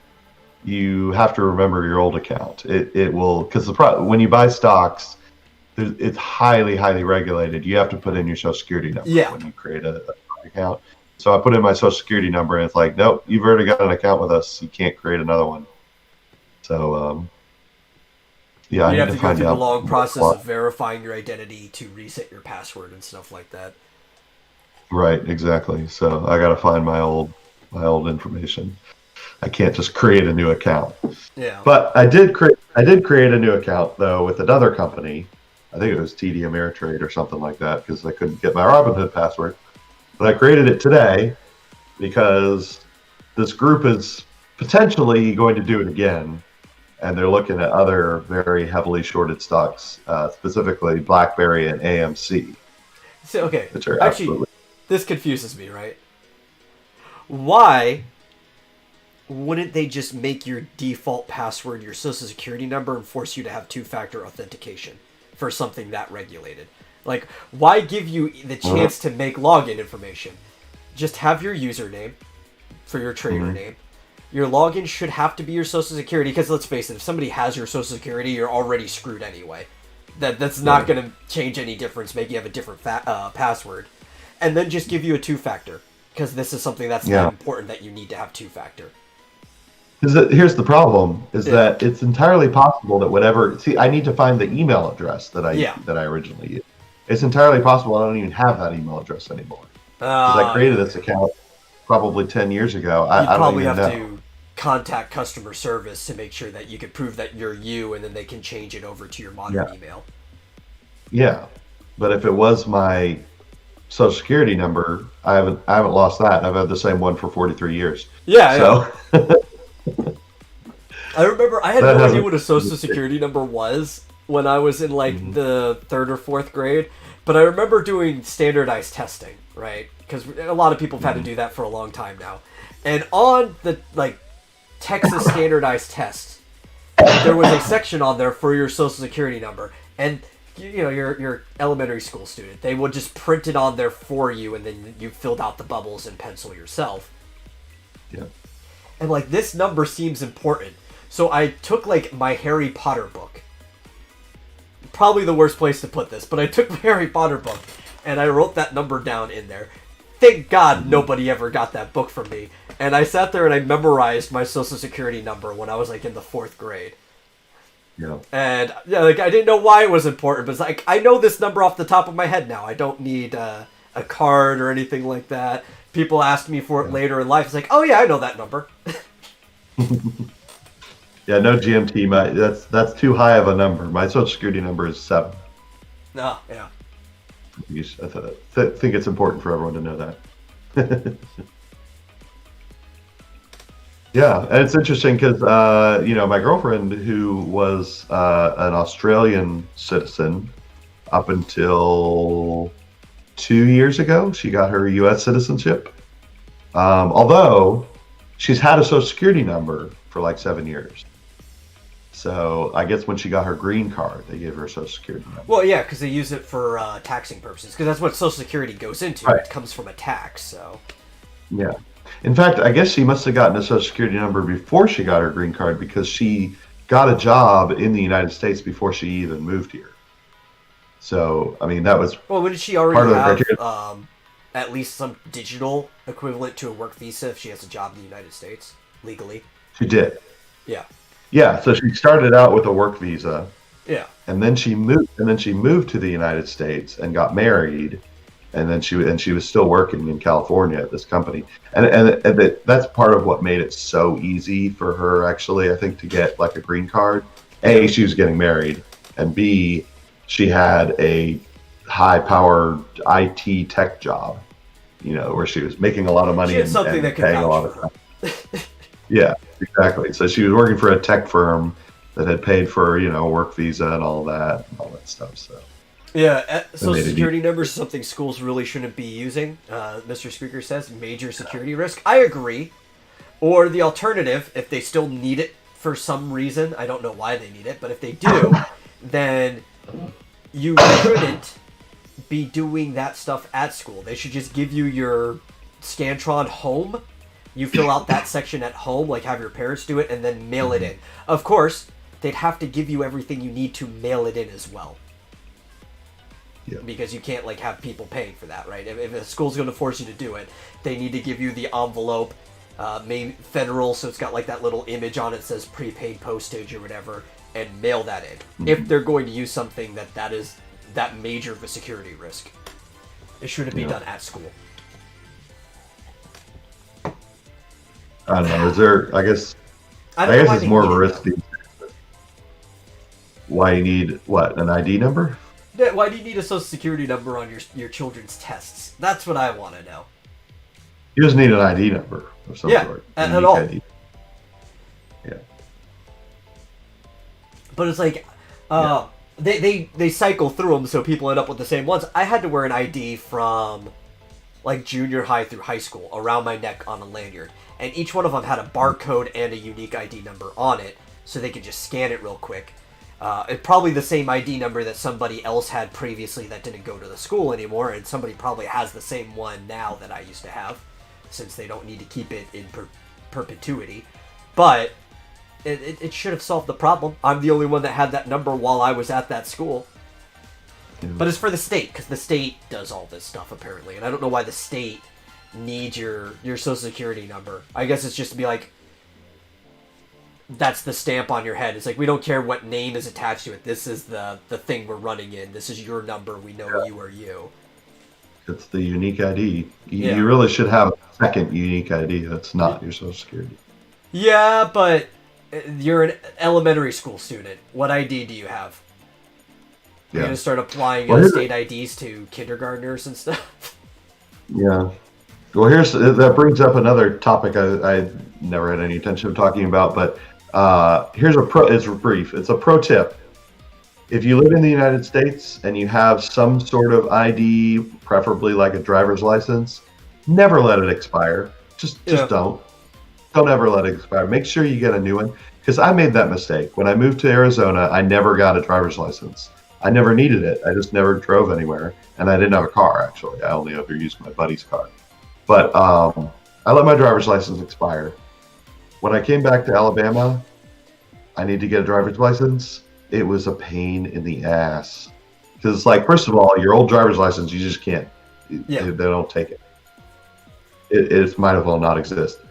I had to get, luckily I had a passport, a valid passport, but I had to get like a new copy of my social security card, a passport, a piece of mail with my name on it to prove that I live there, which the only reason I had one was because my deceased father, had lived at this address and he has the same name as me. So my mom was like, I think we still get some bills that go to him, so why don't you use this? I was like, oh, okay, I'm defrauding the government. Cool. So that was like the only way I could get a freaking driver's license. Because it's like, you had to like have 3 forms of ID. It was insane. Yeah, well, it might also vary from state to state, right? In Texas, I really only needed one. right? All I had to do is either bring my social security card, the one that you get issued, or my birth certificate. And this was just to get a state ID, but I think it's the same requirements for a driver's license. The only difference is you actually have to do all the tests and stuff like that. I've never had an actual driver's license. The you didn't Texas have state to... ID. Oh, okay. You didn't have to have a photo ID? Well, my state ID is my photo ID. That's it. Right, but to get your state ID, you didn't need like another photo ID? No, they just took How my old picture are- right there. Well, how old were you? First ID I got, I think it was 19, maybe 20. Yeah, so I somewhere around mean, if you're getting your first one, I guess they make it easier, like especially if you're like 16 Well, getting your first there. What could you possibly have if it's your first Right. one, right? right. But for some reason, when you're an adult, like I don't know, at some point, maybe you're right, maybe it varies from state to state, but it's like if you don't already have a valid driver's license, good luck getting a new driver's license. It's like it was a pain in the ass. Well, this is also why I laugh at people when they complain about Texas having voter ID laws, which literally every other country that has a democratic structure has voter ID laws. I don't know why people complain about this stuff. Even some of the countries they claim to like overseas. Like, freaking Norway has voter ID laws, right? But with Texas laws, you can't complain because it's so freaking easy to get an ID. Like, everybody knows where the nearest, like, DPS or DMV is. And it's like $5 or $7. That's all you need. $7 and a social security number on a piece of paper, which, I mean, even if you're an immigrant, they will give you a piece of paper when you get your social security that you could show. That has your name signed on the bottom. You show that, give them the $7, and they'll take your picture, boom, you have an ID, you can go vote. The easiest thing in the world. And to get the driver's license, I was going to say it cost me like $50. 50, okay. Yeah, it's like the $7 is mostly just to print it out. That's like the cost of what it is to print it. That's why they charge you. Yeah, that's what they should do. I mean, that kind of gets completely around the whole argument of, you're trying to suppress the vote. It's like, no, it's unbelievably easy to get an ID. I wonder if it would have been easier for me to get an Alabama state ID rather than a driver's license. Yeah, and then maybe it would have been easier to get a driver's license again after you've already had a state ID. Yeah, exactly. Yeah. Here's the other thing. I remember in Tennessee, they would print you out the ID, like, and laminate it and everything right there in front of you. Like, oh, okay, you got your ID. They had a printer, and here you go. Here's your permanent ID. Here, I had to get like a printout on paper, and then they sent it to me in the mail. So. Mine was printed right in front of me. Like, I had my state ID the same day. Driver's license, on the other hand, they will give you the printout. I think there's something special about, like, what they print onto the driver's license here in Texas. There's, like, an emblem for when you get it. I don't know. It's, like, this similar to a watermark. But for regular state ID, I got it the same day. Yeah, I felt like, what country am I in where I have to wait for my ID to come in the mail? It's crazy. Yeah, Canada has voter ID. Kentucky's got ID requirements. Like, it's such a weird thing to argue about. It's like, why do you need a social security number in grade 4? I don't know. Especially because standardized testing is so fucking stupid. Okay? Like, I'm good at it. I'm not complaining for my own part. I don't think I've ever made less than a 90 on a standardized test, and it's because I am so lazy while I'm doing it that I don't check my work over, and I might miss one. More often than not, I made between like a 94 and 100 on every single standardized test. But see, I never took standardized tests because I went to private school. So well, now they're even making some private schools they have to do it too because you have to fit state requirements. Yeah. And I think that varies from state to state. I think we took standardized. We took the SATs. Yeah. When it was time for college. But. Yeah, everybody did that too, but you had to pay for it. I'm assuming you didn't because you were already paying for your school. It probably came with it, right? I guess like we could take it more than once, and I think we had to pay if we wanted to take it. Oh, okay. Yeah, so it probably just came with the package, like, you're paying for school, you're in this grade, it just comes with it, you're a private school. Yeah, because I think, as I recall, I took it twice. Yeah. And what's interesting about the SATs is if you take it more than once, they'll just take your highest score from each section. At least when I was doing it, they'll take your highest score. So one time I actually scored better in verbal. Believe it or not, I actually scored better in verbal than I did in math. And then the other time I took it, I scored better in math than I did in verbal. So I ended up, basically they take the highest score from each one. And they weren't identical, but yeah, it was nice because I never actually scored one time as high as I basically was able to submit to college. If that makes sense. I've never taken the SATs because I didn't pay for it. Oh, okay. You didn't take the ACT either or anything? No. Because when I went to college, it was community college standard. I went to a junior college. So it was only associates. They call it a junior college because you can live on campus. It's the only difference between that and like a community college. People who lived nearby already basically just treated it like a community college. It was a Texas State Technical College in Waco. So I had to take the AccuPlacer test since I hadn't already taken either the SAT or the ACT. They would have used those because you can use those for community college too, but and I did great on the AccuPlacer, but so I didn't finish my story. Okay. So just the end of it was that I actually opened up an account today with Ameritrade, TD Ameritrade, and I bought some AMC stock. yeah, you were telling me about that before we started the show. Yeah, I mean it was only like $200 worth, but you know, so far I've in a few hours I've made $10, so you know, it's great. Not too bad. And hey, if they end up pushing it, what's sad is that if I had bought it yesterday, it's already gone up 300% today. So I wish I'd bought it yesterday. But hey, I mean, if it goes up 300% tomorrow, I'll make a killing. Maybe I'll buy a PlayStation or something. I don't know.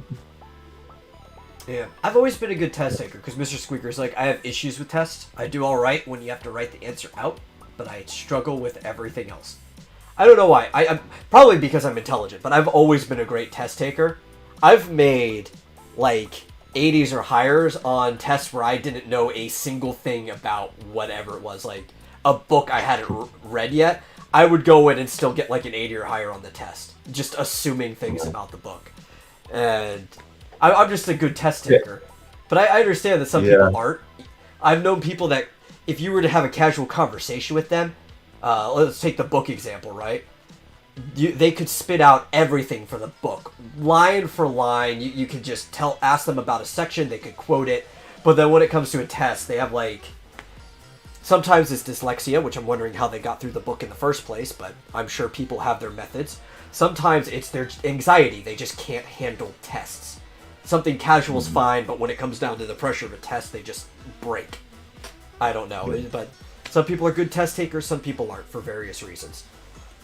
I'm a good test taker, and it ended up kind of screwing me over in college because here's the thing: I was like you, I breezed through high school. I never had to study for anything, and I did fine on the tests, and I got A's. Get into college, it's a completely different story, and I had never learned how to study, or I had never developed the discipline to study. But in college, at least the college I went to, you had to study. It didn't matter if you were the smartest. I mean, frankly, my roommate ended up being a valedictorian. He studied all the time, and he was like, "Yeah, I breezed through high school too, but I have to study here if I want to do well." So, yeah, dyslexia can be fixed or dealt with if you isolate the lines of text. Yeah, this is why I think ebooks help too. I think schools should be able to let you use ebooks now, especially because everybody's got tablets, because you can like change the line spacing in ebooks and stuff. You can make it easier to read and everything like that. I think that will help people out. You want to talk about gaming school? Here we go. From middle school on, I had my own projects that would work out. I really didn't give a shit about school. Right? I was learning things. I learned more out of school than I ever did in it. And I would choose a class that I would rotate every marking period to just flunk. I would fail that class almost intentionally by not giving a shit about that class for that marking period. But I wouldn't do, like, the same class every marking period. I would rotate it around. And then I would make, like, A's in the class otherwise. And I did that from basically the 5th grade all the way through my senior year. I didn't do it in my senior year, but up to my senior year.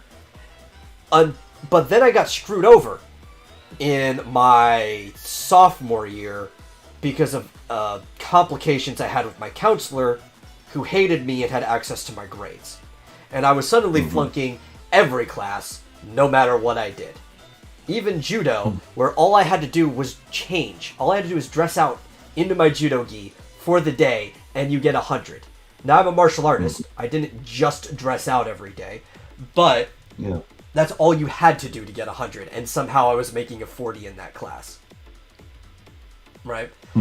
But despite that, which I did get some of that resolved when I transferred over to my other school for senior year, and despite being out for an entire marking period due to head lice, can you guess what my final GPA was? 3.2. Despite intentionally flunking classes, despite that 1 year and everything, I did so well otherwise that I still had a 3.2 for a GPA when I finished school. And people looked at me and like, how the fuck did you do that? It's pretty good. Yeah, Peach dropped out of high school. Yeah. I think when she was 15 or 16. Ended up getting a GED after she moved to America. Oh, nice. But and yet she was still a chief technology officer, one of the youngest chief technology officers in all of Silicon Valley. One of the youngest, probably the youngest female chief technology officer at a tech company. So.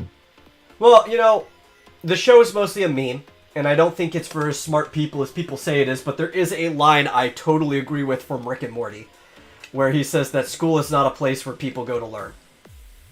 That's right. Yeah, it was completely worthless. I mean, she never went to classes anyway, and she had no use for it. Basically taught herself programming and is probably the most brilliant programmer I know. Yeah. So. I probably would have dropped out of school a long time ago if it wasn't for two reasons. One, all my friends were in school, and I liked hanging out with my friends, so it gave me an excuse to see them. And two, it was better than being at home. Because I didn't have a very good home life. And as much as I hated school, it's like, school, home. School. Yeah. She didn't have a very good home life either. She ended up running away from home. Yeah, I don't blame her. She ended up just running away and getting a job at 16, basically. Yeah. She just sustained herself at 16. I couldn't let myself do that. I had two younger brothers.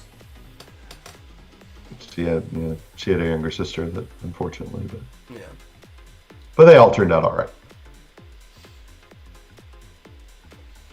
Yeah, if you want to create factory workers, schools are great. I totally agree, Bullet. I have to go to the bathroom. I'll be right back. Okay. School is kind of like a daycare prison, at least here in the States. Like, there are great schools in other countries. Don't get me wrong. There are also horrible schools in other countries too. It depends on what country you go to. But especially my school, if I had the bandwidth, like the actual reach, not the bandwidth, the fidelity. If I had the fidelity to walk outside with my computer right now, I would, because the school is literally just right there. There's like one more house at the end of the street, and then across the street is the high school I went to. And there is a fence that's like 10 foot high around the school. Luckily not barbed wire, but the school, especially with the lights on at night, looks like a prison. I put a picture on Minds, I think.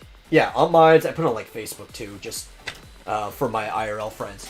That you can look at it from when it was foggy, because I felt like I was in Silent Hill. And one of the pictures should be of that school, but it doesn't look like I'm next to a school. It looks like I'm next to a prison. That's how school feels like in some places. It feels like you're in a prison. The fences aren't to keep other people out. They're to keep the students in. For sure. I mean, good luck. You couldn't keep me in. If I didn't want to be there, I wouldn't have been there. In fact, there were days when I just skipped sometimes, but... God. We have one of the worst public school systems. I highly recommend a private school, if your family can afford it. If not, there are leniencies and, what's it, like, stipends or whatever they call it. Stipends? I don't know. For homeschooling, I don't think homeschooling is the preferred alternative. But it's still better than going to public school at the moment because of the stuff they're teaching in it. You can still get your kids socialized in homeschool. I believe socialization is better in a functioning public school. But our system isn't functioning. So you're probably better off just going to a private school. I think that's the healthy middle ground, and the teachers are actually paid well enough to want to be there.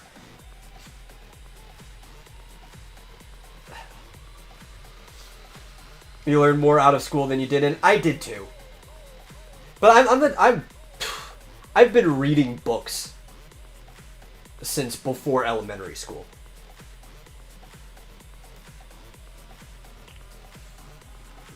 You know, like, people who want to learn are going to learn, no matter what circumstance you put them in. You know what I mean? And kids who don't want to learn do need to be incentivized to learn. Our current education system, almost no matter where you go, unless you actually go to a good private school where you've got teachers that are better at incentivizing kids, aren't incentivizing kids to learn. They're incentivizing kids to memorize information, to be able to regurgitate it, and then forget it later. Mm-hmm. Especially with standardized tests. Yes, especially with standardized tests. Things were way better before that. Just historically speaking, I don't remember a time before that because it was right before I started school that they did the big change. But looking at the data, things were better before that. And while you're off, I don't know if you still had your headphones on or not, but you missed my whole like go to private school.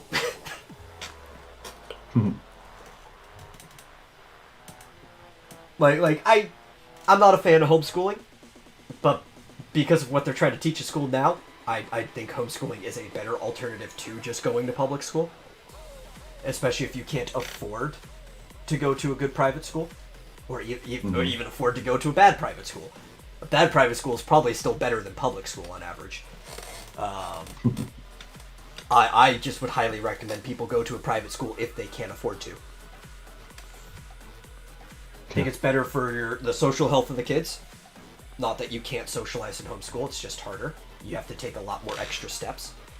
And a good parent, you should be involved in your kid's life anyway, but in the modern age where both parents may have to work to get anything done, it might be hard to get your kids to socialize outside of a small co-op, which a small co-op might not do everything you need it to do, I'm just not sure that the socialization that you get in a private school is beneficial. Oh, yeah. That might also vary from private school to private school. I mean, it varies more than it does in public school, and I don't know if it is beneficial in public school, at least the way things are going now. Yeah. If we had a functioning public school system, it might be different. I've seen that's what I meant at a public school. Yeah. I've seen functioning public school systems in other countries, Ours isn't functioning, which is why I would might even say that homeschooling might be better between what you can choose to learn and stuff like that. Just go to a private school if you can, though, Yep, that's what I did with my kids. They're currently in a private school. Some public schools aren't bad though, right? Like even talk about socialization. I thought the high school I graduated from was pretty good in Grand Prairie, Texas. For the most part, most people were fine. they didn't have a fighting problem. They didn't have like a bullying problem or anything like that. There was no dress code in that. That probably had a lot to do with it too. People were allowed to express themselves. I mean, there was a minor dress code, like you couldn't walk around in like a sports bra or something like that. But as long like this would get away, they wouldn't even care if a man or a woman was wearing a V-neck that was this low. It was pretty much minimal dress code. What you could get away being in a store. Yeah. School I went to had a uniform. Yeah. Not just dress a lot of code, private schools will have uniforms, yeah.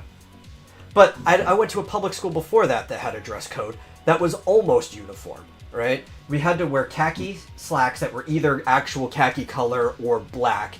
They still called them your khakis anyway, despite being black slacks.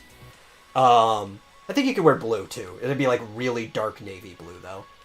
And you could only wear polo shirts that had a maximum of 1 inch icon on it, like a logo, or none at all. That only came in red, white, or blue. Or black. So 5 colors. 5 colors of shirts, 3 colors of pants, and even shoes couldn't be too flashy. Right? They would get onto you on that. It's like, this is barely better than a uniform. It's a uniform with more options. That's it. Yeah. That's all it is. It was drones.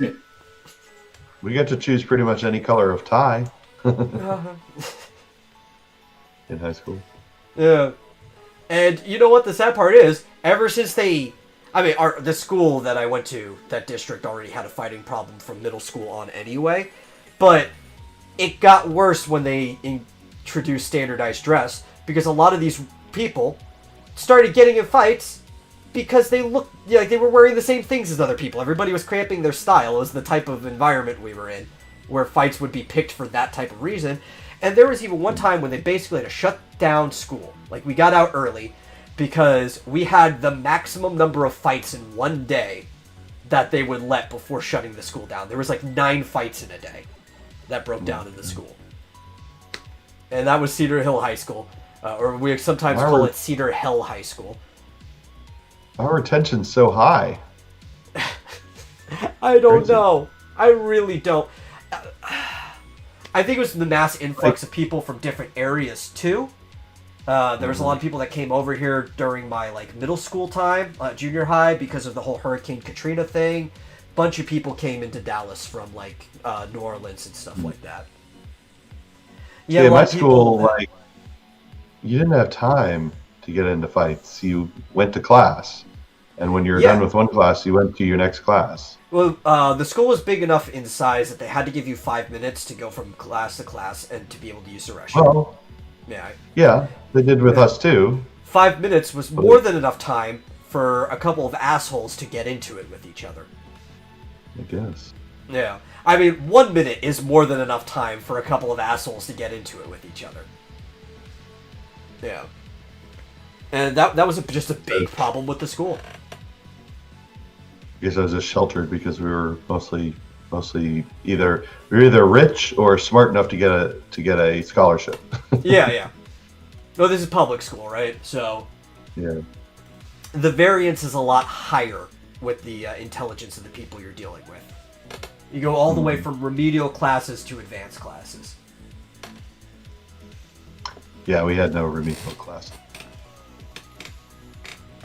Yeah, school uniforms do suck. Everyone had to wear a belt too. Didn't matter if your slacks fit you perfectly.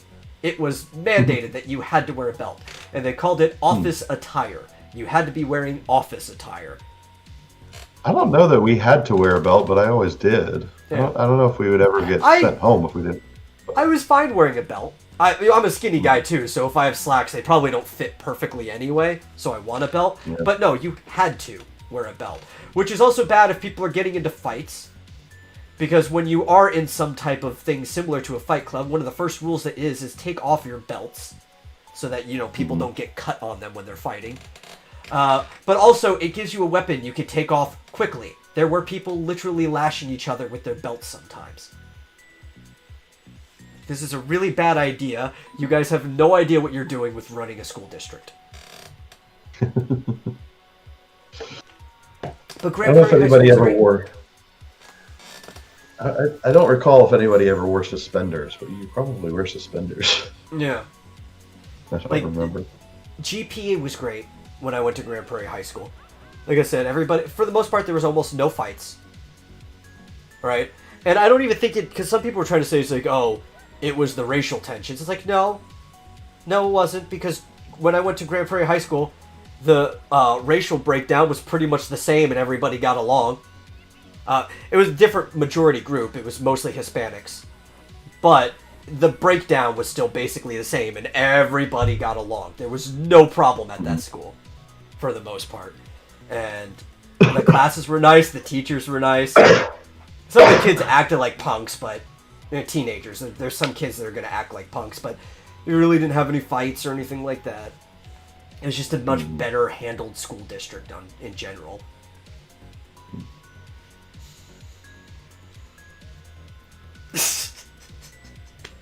There is a theory that the first time the headmaster saw an ankle, he fainted, says GMT. Yeah. See, I don't remember, maybe I wasn't paying attention, but I don't remember there being like this big battle between the girls and the administration, like with them wanting to hike up their skirts or something like that. Maybe they were, but maybe they just weren't flirting with me, so I just didn't notice. No, I mean, it also depends on the typical student body, right? Yeah. And most of the time, when it comes to private school, the type of parents that pay for it are the type of parents that try to install formality into their kids very early on. Mm-hmm. So more often than not, you don't get kids that backlash against the rules of the school. Yeah. Yeah, I don't even know what the reasoning would be for a girl to be like, I want my skirt to be higher up, just because it's sexier. Yeah, you want to attract the attention of boys? Okay, I think schools are also better when they're at least from middle school on, when you start entering puberty, if they are actually separated by the sexes. I do think boys and girls only school. I'm not saying they have to be the standard. They should just be options, which we do have them as options with some private schools and stuff. But guys and girls really shouldn't be going to school together when they're at the peak of their chemical hormone stage, you know? We didn't have any problems. Yeah. But I think, at least in public school, where I went to, that was also a big part of the fight, too. There was a lot of women that were, A, breaking dress code anyway to try to show off cleavage and stuff like that. But, B, a lot of the fights were around women. And I think part of it, too, is because of the dress code, guys couldn't properly peacock. Right? They couldn't show off and do their struts and stuff like that the way they want to. There were people, like I said, I didn't go to a very good school at first. In the first school that I went to. Constantly wearing their pants below their butt. They were sagging, which I think is like the gayest shit in the world. I have no idea why. Especially if you're gonna pick fights with people too. It's not a very smart way to wear your pants. That wasn't even a thing when I was in high school. I don't think. Yeah. As far as I know. Oh, by the way, GMT says I just want to wear trousers in winter. Yeah, when I was in high school, the girls had to wear skirts. Yeah. They could wear tights. They had to wear skirts. Apparently, like the year after I graduated, they switched the girls to wearing trousers, pants in the United States. So, fashion Marsha. So yeah, now, and apparently, so now, like at my high school, the girls and the boys' uniforms are exactly the same. They have to wear a tie and trousers. Yeah. Just bizarre to me, but if somebody sagging their pants were to pick a fight with me for any reason, the first thing I would go for is I would take my foot and drag their pants down to the ground. If I hit their nuts in the process, right, that's just a bonus to it. But I would drag their pants down and screw their footing up immediately. That would be the first thing I did. Seems like that would be easy. Yeah, you just trip them up. They'd be flat on their face. Be like, that was easy. Yeah. Especially because none of these people knew how to fight anyway. Like, Glad I didn't end up in any fights with these guys, though I probably would have enjoyed myself a little too much. But I've watched some of them. None of them knew how to fight. And their idea of fighting was, how bloody can I make the other person before one of us has to leave? If I'm the one that makes him bloodier than he makes me, I'm the winner. Not about knocking the person down. There's no like real goal there. And both of them assume that neither of them are going to get too hurt because they think, it's peacocking in itself, right? It's a mating dance, I guess. They know a teacher's going to come and break them up. It's kind of like, why does nobody block in the UFC? It's not because blocking's bad. I've been martial arts for a long time. Blocking is actually really good. It's because they know they don't have to be too worried about taking too much damage, because if something gets out of hand, a ref is just going to pull them off. So you fight differently when you know that the fight can be broken up at any time.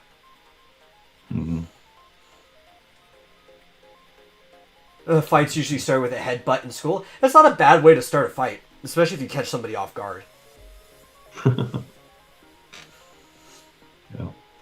Speaking of, I'm going to tap out in the same way you just did because I have to use the restroom. Carry on.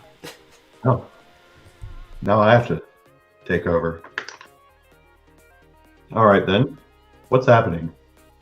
I already talked about the main thing I wanted to talk about, which was stonks. And by the way, yeah, I totally forgot. I totally forgot about Trading Places. That is a hilarious movie. Highly recommend it. See, it says AMC stonks are the next Reddit target. I bought AMC. Telling you. Of course, I'll tell you what. This is not at all investment advice. So yeah, do not invest more than you're willing to lose, and that was what I did. I only invested $200 because if I lost it all, if it went to zero for some reason or other, I would not be all that upset. So, but do not take any of this as investment advice. I am neither a lawyer nor any sort of investment advisor. I don't know what else is happening here as far as the game world is concerned. What do you guys want to talk about? Mr. Squeaker says, I avoided fights. Mind you, most people stayed away from me. Nobody really messed with the Quiet Trenchcoat Kid. Quiet Trenchcoat Kid. That's scary. Mr. Squeaker says, didn't they freeze trading on AMC, GameStop, and a couple others? I hadn't heard. Yeah, I'm not a stockbroker. Definitely not. I hadn't heard that. I mean, I heard that they froze trading briefly on GameStop, but I hadn't heard about freezing trading on AMC because it hasn't gone up that much. I mean, it went up 300% today. Yeah. But they did say they were going to be freezing the trading on a lot of stocks because of this specifically. The people in power don't like what's going on. I don't blame them, but fuck them at the same time. Yeah. Well, I mean, they can't do that forever. No, and when they unfroze the GameStop stock, it just kept going up. So what are you going to do? Well, let them freeze them. You know why? Because, yeah, it hurts you if you're trying to ride this system to make money, but it's not going to hurt you as much as it hurts them. And the people that are doing this are trying to hurt them. And freezing a stock forever would literally just kill the stock. Right. Right? So let him freeze it. I don't care. It wouldn't help. Yeah, it wouldn't help the hedge fund. I mean, the only thing that would help the hedge fund would be like if the government agreed to buy it at whatever they sold it at. Yeah. Or something. So basically, or they what's it called? Subsidy, basically. That's basically all it would be at that point, is a government subsidy. Yeah. Or actually, yeah, the government would have to sell. The government would have to short sell to them back at $4 or whatever. And then they'd be required to buy it again. So then the government would end up losing billions. Well, I mean, either way, they'd have to either get bailed out or declare bankruptcy, which is apparently they're taking option B. That is what bankruptcy is actually for. I think, in some cases, though, they should be forced to default. And there are protections that stop companies like that from having to default. You know, there's multiple forms of bankruptcy you can call, but I think when they get hit that hard, they should be forced to default and not be able to even get government loans for 5 years. Well, I mean, they should just be forced to do. I forget if it's Chapter 7 or Chapter 11, whichever one basically forces them to just liquidate. Yeah, I agree. It's like, oh, you know, liquidate whatever assets you have that pays off your creditors, and so long. So long while it lasted. That, yeah. I mean, that's basically what happened with Lehman Brothers, right?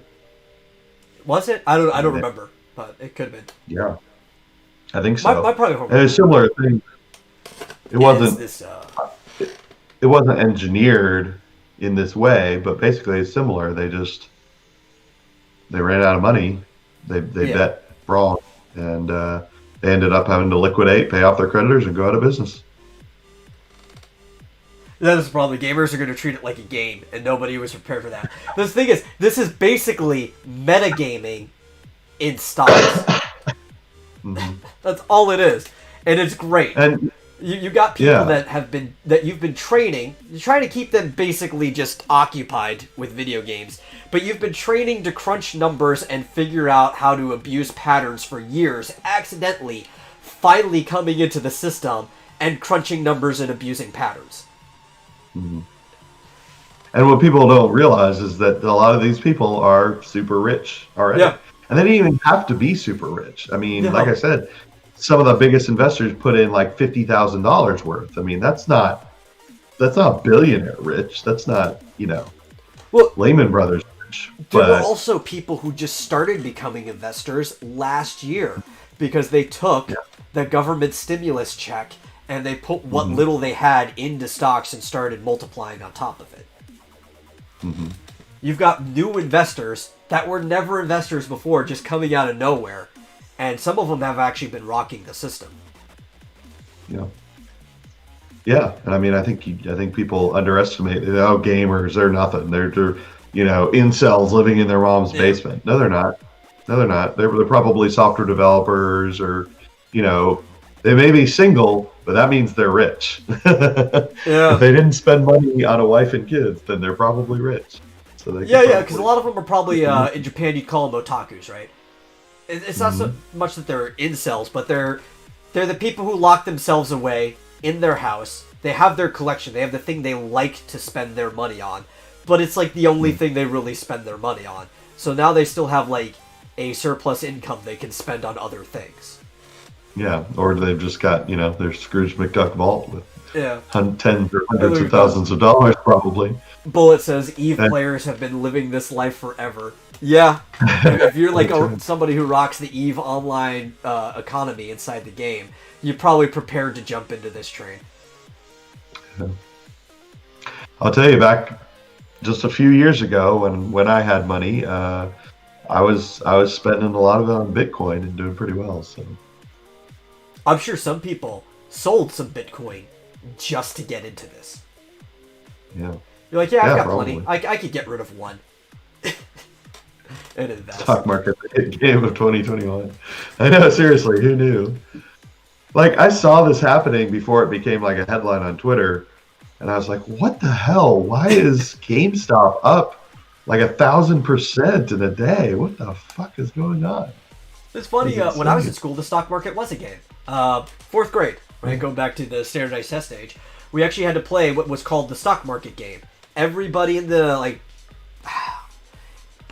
region, because it was more than just my school district, right? It was several districts, but everyone in, North Texas or whatever were basically on the same chart with each other. And they were trying to teach us how to use the stock market by turning it into a team game. You were divided into groups in your class, and you gave your team, almost like a stock trading name, so it was, certain letters after each other. You were put on the leaderboard. They printed out every week so you could see where you were compared to everybody in the district. And my team did horrible, except for me. Because I'm like, okay, I'm going to invest in things I know and things that I think will do good. And I took, for my fake stocks Microsoft. And during that year, Microsoft only went up, and I made like a 4,500% gain from the beginning of the stock market game to the end. And total, though, my team lost. I was the only one who made anything, and by net, they lost more than I gained. But it's like, it was an easy way to figure it out. It's like, they basically taught us how to do this in the 4th grade. And they're surprised that people are doing this. Mm-hmm. Yeah, I remember I did that in, I don't remember, 5th or 6th grade. I seem to remember I invested fake money in Coca-Cola, which actually did go up as well at the time, but just very, very slowly. Yeah. Let's see. I guess 2000 to fall 2000 to, or was it fall 2001? It was fall 2001 to spring 2002 was just a really good time for Microsoft. But their growth has been pretty stable, so it wasn't like, if I knew that at the time, I wouldn't have as a kid, but it wasn't a bad choice regardless. Mm-hmm. Fall 2000, yeah, well, it would have been good because that would have been right after the dot-com bubble crash. Yeah, okay. So their stock would have been especially low at that time and probably started to go back up around there, so... It was between editions, so that's what confused me, because we had Millennia Edition right before that. Mm-hmm. I remember because I moved to Austin, Texas in 2000, got a job, and then the dot-com bubble burst, and I was actually one of few people at my company who did not get laid off. Like, they had massive layoffs. But since I was the last one hired, I also happened to have one of the lowest salaries, and I already had proven myself to basically be just as competent as some of the senior staff, and yet making probably half their wages. So they just laid off. They laid off the guy who trained me, for one. Yeah. Well, because the thing is, who can we afford to keep? Well, if this person is being paid less but does as good or better, we should keep the one that costs us less money. Yeah. Yeah. So, but it was sad, and it was sad just seeing basically the company I worked for had to let go 50% of their entire staff, which is crazy. Yeah.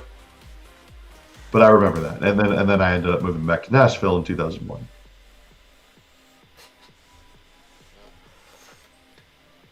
Just because it was depressing, and my wife at the time could not get a job. She did get laid off, and she couldn't. Yeah, I know for a lot of people, if you were like in the tech sector, that was almost like a mini stock market crash for just people in web development and anything connected to that. Yeah. Well, the stock market did crash too. Yeah. It just didn't affect everybody as much as like the great stock market crash that everybody talks about when they talk about a crash. There have been several smaller crashes since then, but we just never talk about them. Hey, maybe we'll get another great crash coming up soon. Mm-hmm. Yeah, it was not a good time to move to Austin, Texas, or Silicon Valley. You know what? I'm going to say it's never a great time to move to Austin, Texas. I don't know. I'm tempted to outskirts, move back there, maybe. I'm talking about Austin proper. If you want to go to the county, there are some great places there you can move to. But it's never a great time to move to Austin, Texas. Well, if I make a fortune in the stock market in the next few days, I might move to Austin. You should move to one of the surrounding cities. Round Rock or something. Austin, you know. Yeah. Well, when I lived there, I was halfway to Round Rock anyway, so maybe Round Rock is fine. Actually, one of my old co-hosts in Obria, who lived in Round Rock, we stayed at his place for like a night when we were going over to the Screw Attack Gaming Convention in 2016, which was in Austin, and that was pretty fun. I think I should see if I still have it on here. I think there's a legacy episode of the Vomitorium that we did live from his apartment. That was a really weird one because half the people on it were drinking at the time. I should see if we still have that. That would be a fun one. I might retitle it Vomitorium parentheses Legacy with the date for it and just make it live again so people can watch it. There's a few older ones that if I still have, I would like to do that. Yeah. Maybe I'll re-upload it to the SoundCloud too, so the listeners at home can re-experience it. Or experience it for the first time, since we're basically still rebuilding the audience. It's nowhere big as it used to be. Is Discord traded on the stock market? I don't believe it is. Interestingly, Discord has deleted the Wall Street Bets server. I saw that, yeah. Like, why? They're not doing anything illegal. Yeah. Or even unethical. I don't think it would hold up in court if anybody actually bothered to bring it to court, but I don't see that happening. Because it would be difficult to bring this stuff up to court. But they're calling it stock fraud. Or investment fraud, right? But it's not. Everything's legal with what they're doing. In fact, they're doing very similar things to what the hedge funds do themselves when they talk to each other. I mean, but here's the thing. Getting them on investment fraud because these are the people who are in power, and you actually have to take them to court to be like, no, this isn't investment fraud. This is in fact the exact same thing that you guys do. Like, getting who on investment fraud? People who just bought the stock? Just individuals as a group, so they can't attack individuals, but they can take down the groups that are doing it, right? Like, they're even trying to go after the subreddit for Wall Street Bets, saying that Wall Street Bets as a group is an investment fraud. They're not, though. There's nothing they can legally do about it, but these are the people with the power. They have the pressure, They can push. Yeah. I mean, that's why the whole we like the stocks sort of became part of that meme. Yeah. Because it's just like, we just like the stocks. It's not It's not illegal to like a stock and buy it. Yeah, it's not. In fact, that's part of speculation too. If you see people are liking something, you want to invest early because a lot of people buy things that they like because they see it as an investment in the thing they like, because that's what stocks are supposed to be. Yeah. And then what are they going to do? A lot of people's miscomprehension when they're trying to understand the existence of stocks. Be like, why do stocks are just people making money from moving money around? It's like, no. I mean, there are people that are making money from just moving money around, but the purpose of stocks is its investment in the publicly traded company. Mm-hmm. It's one of many forms of investments. You have mutual funds are another form of investment and stuff like that, but yeah, a company has intrinsic value. You're purchasing a part of a company. Yeah.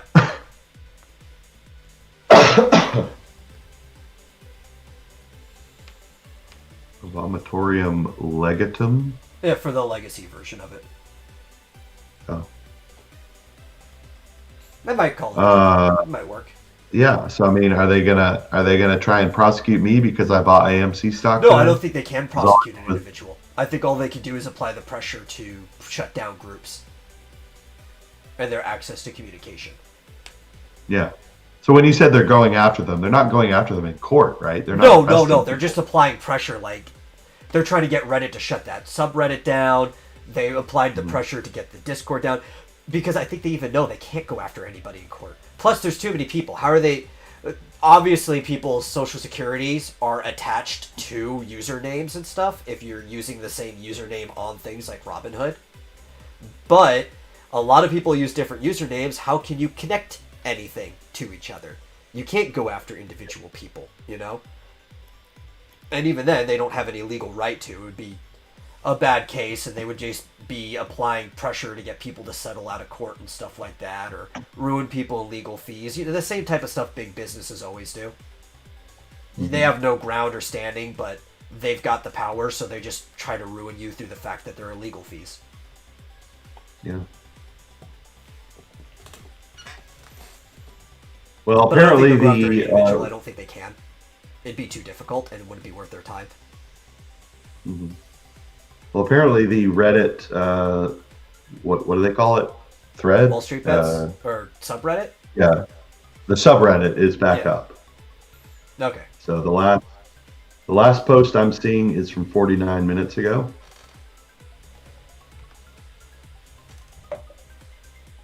and I have just joined the subreddit. Oh, I nice. think it's fascinating. And the problem is, you couldn't even really push against it in the opposite direction either, right? Because it's multiple hedge funds that are starting to get on it, just other than the one that obviously just bankrupted, because they understand that they're possible targets and this affects everybody anyway. So there's no individual hedge funds you could attack for antitrust violations or anything like that. If they're too, I guess federated would be a good example of it. People that work together, but they're all disconnected, you know? Mm-hmm. It's like, there's really no legal direction you could take from other side.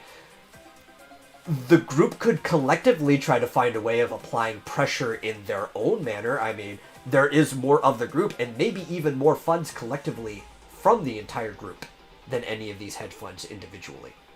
Not together, because together these hedge funds have way too much freaking money, but at least individual hedge funds, their group might have more money than one does. I mean, they were obviously able to seriously, ridiculously affect the GameStop stock price. So What's interesting is that they need to find a way to apply pressure from their direction, because they do have pressure they can apply as a group. Not as individuals, but as a group they have pressure. Yeah. What do you mean? The subreddit does? Yeah, the subreddit, if they communicate, they could find ways of applying pressure in their own way. Maybe even to Reddit. Pressure might be why they're back up. Things like, okay, to things like Reddit and Discord. Yeah. It's like, hey, you're trying to shut us down. It's like, hey, well, you can't, right? And we're going to tell you why you can't, because there'll be consequences if you do. There's a lot of us who we have a lot of finances. You saw what we just did. It would not be in your best interest to shut us down. You know, that type of thing. Yeah, I mean, might start investing in Reddit. You know, it's like, if you really want to make sure you stay up, start investing in the thing that you're on, and they'll listen to you because you're where their money's coming from. That's pressure, you know? That's how things happen in the real world. A lot of people on the internet don't understand that. If collectively, as a group, you become the predominant investment in any company, they will listen to you over anyone else. Mm-hmm. Like, Facebook is publicly traded, right? If all of a sudden, a mass group of people on the internet were to buy a large enough portion of Facebook, not become the predominant shareholders, because I don't think that could happen. I think there's somebody who owns like 51% of the stock in Facebook, but enough that they'd have to listen to you. You could get things changed if suddenly your entire group owned like 30% of Facebook stocks. Mm-hmm. That's the thing, like,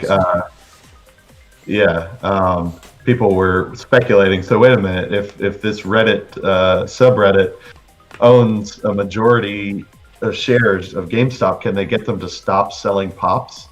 Maybe they could put the pressure on it. This is how the business world works, and I think people on the internet are just now finding this out.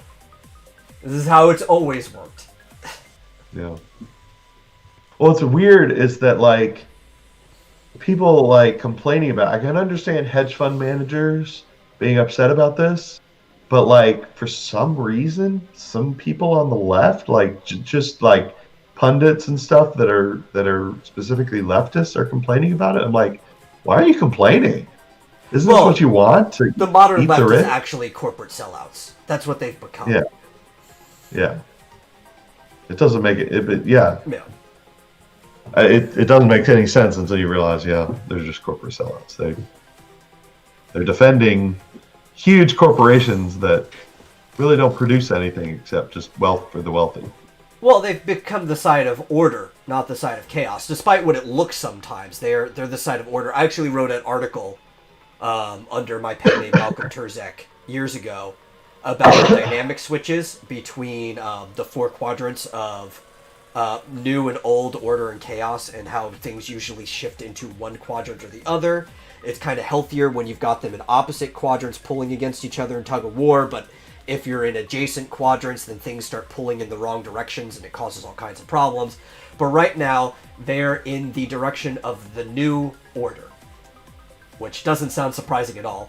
and it is corporate sellouts of like, this is the order we want, and it's newer than the order from before. Chaos, you could roughly say, is liberty. Orders like authority and stuff like that. There are equivalents to the old system. I like these words better because they're timeless, and they kind of explain things a bit better than the words that we use. And that's the modern left, is the new order. And the corporations are the mascots of the new order, and also the ones driving it. Yeah.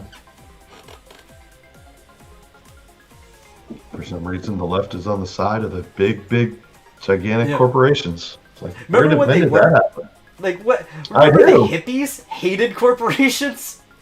Well, never mind hippies. I mean, I grew up in the 90s. It's like, it wasn't like that then. It wasn't like that in the 2000s. That's why the internet was such like a breeding ground for creativity at the time, because they're like, hey, now we're going independent. This is our way of getting away from the corporations. But now they've become the corporations. It was lefties who were like, you can make fun of anything, porn, violence, whatever, as long as it doesn't hurt anyone. Get away from the Puritans. Do whatever you want. Yeah. Get away from the Puritan. Yeah, it was the Christians that wanted to shut down the internet. But now they're the new Puritans. It's just a different target of purity. It's crazy. Yeah. It's crazy. Like, what is wrong with you people? Like, I felt like, when I was younger, I was conservative, and I was kind of on the side of the Puritans, like, unintentionally. Yeah. And I was like, yeah, but I don't really like that about my side. And now that it's gone the other way, I'm like, all right, cool. Being conservative is punk now. Punk rock. Yeah. Well, I think what is funny to me, and I don't think being conservative is punk. I've heard, I think, was it Gavin McInnes was the first one to say being conservative is the new punk rock. And I somewhat agreed with him, but I'm like, no. Being libertarian is the new punk rock. And it's just libertarians have traditionally kind of sided with the conservatives. Yeah. See, I'm not, well, maybe I don't want to say I never was, but I'm not currently which I don't like the word conservative because I don't either. What are you conserving either? Democratic policies from the 90s? I'm more libertarian, which I guess you could say. See, I've always felt like right wing is towards the side of liberty and left wing is towards the side of tyranny. That's just always been what I felt. Even when I was what I would have considered I considered which conservative. Actually means you have your compass turned to the side in that case, because you more care about the liberty versus authority thing, which is more of what I care about too. Because it really doesn't matter too much how far left or right, as long as people are free to make their own decisions. So the compass actually kind of makes more of a V than anything in some regards. It's like a triangle. Because things become really different, but also you get some of the same results as you go towards the authority side. There's more variance up there. While you can say there's more variance in individuals as you go towards the liberty, but the result of how society works ends up pointing down to, you can do what you want, you just can't screw with each other. I don't like full-blown libertarianism, though, because it gets crazy and unsustainable. It never made sense to me to even the concept of being too far to the right, because to me, the right was towards freedom. It's like, how can you want too much freedom?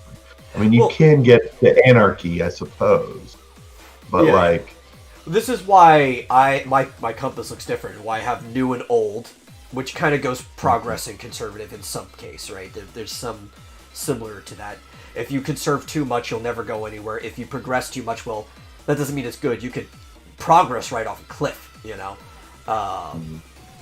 So it's new versus old, and it's order versus chaos, which kind of also represents the liberty versus authority debate too. And these are on opposite corners from or opposite axes, and you have corners that fuse these two together. And if they're opposite from each other and their powers are about equal, the tug of war kind of leaves you in a healthy place. If they're adjacent, doesn't matter whether one power is stronger than another, it's just going to pull you into whatever axes they're adjacent on. And that may not be helpful. But when it comes to the traditional compass, I never saw right as liberty. I always saw right in kind of the traditional way of things, where right for the longest time to me was religious in nature, right? So if you told me of like a too far right type of political standard, I was thinking of like a religiously ran country, like an Islamic caliphate or something like that. To me, that was what the farthest side, and it would be authoritarian too. Like an authoritarian right structure would be something where the church runs the country.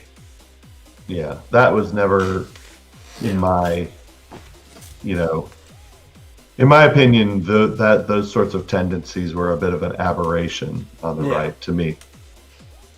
Well, I mean, anytime you go too far into a corner, you're kind of in an aberration when you think about it, right? Yeah, but I can understand, because for decades and decades it was right wing. It was sort of those religious authoritarians who were running the right wing. Yeah, or even for centuries too. Like you go back to our left and right comes from the French courts, right after the Revolution, or even slightly before that, when we were in the metaphorical phase of the Revolution before it got nasty. You have which side of the king did you sit on? The market sat on one side, the church was on the other, right? And that was the original left and right, was the market and the church. And for a long time, the left was markets. That really was what it is. Both of them have kind of stopped being what they are. We've got a new left and right, and that's why I kind of like my compass better than what they do. Because it's more timeless, because you can explain a lot of things in the past better with this as well. Mm-hmm. Yeah, I think I always thought of sort of the religious right as a bit of an aberration, because in the past, the religious side was on the left. I mean, they basically, the leftists are the ones that started the KKK and the Dixiecrats, and basically, talking about purity and all that kind of crap. Well, and so I looked at that as the left wing. Kind of always been all over the place in America. Like, one of the reasons why people saw liberty as the right, which is not how like a functioning compass works, right? Liberty should be, I think, the south end of the compass.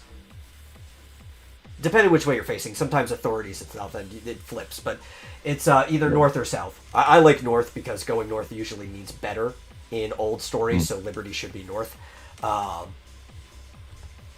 But stay pure. Because right is supposed to be conservative, right? If you're conserving the values the country was founded on, liberty is that value. And this is why our compass kind of gets distorted here in the United States.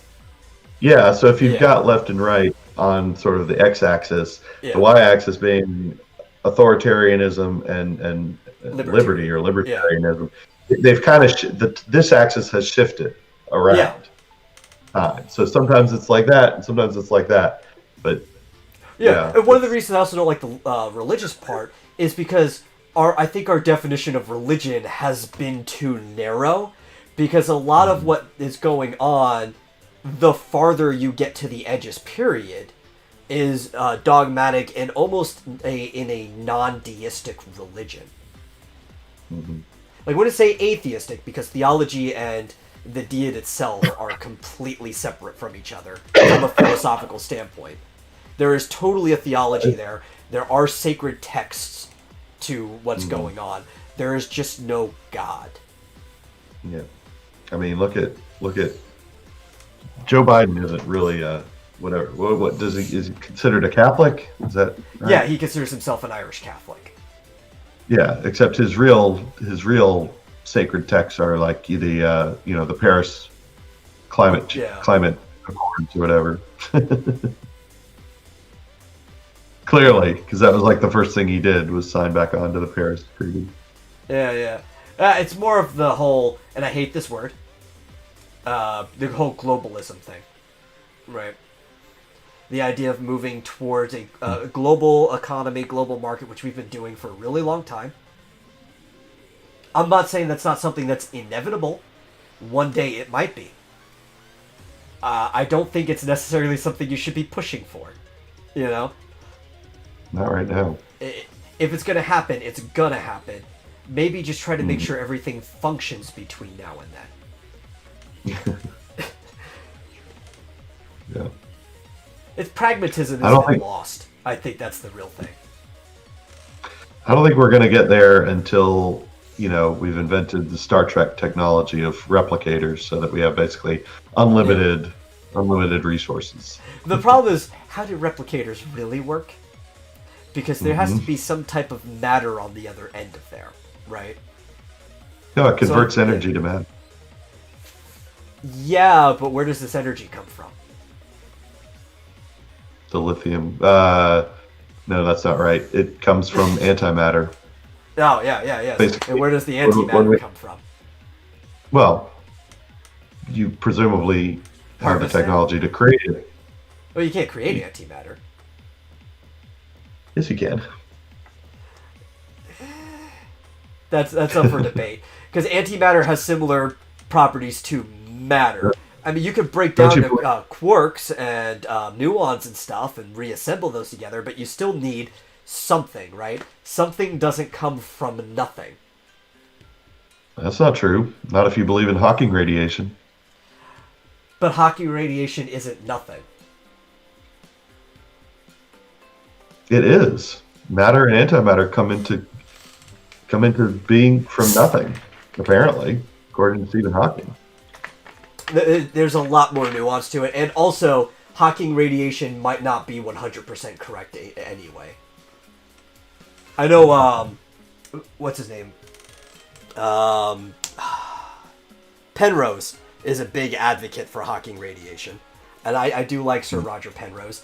I've got some issues with it myself that we could probably go more in depth some other episode because we only have about half an hour left. Actually, to tell you, I had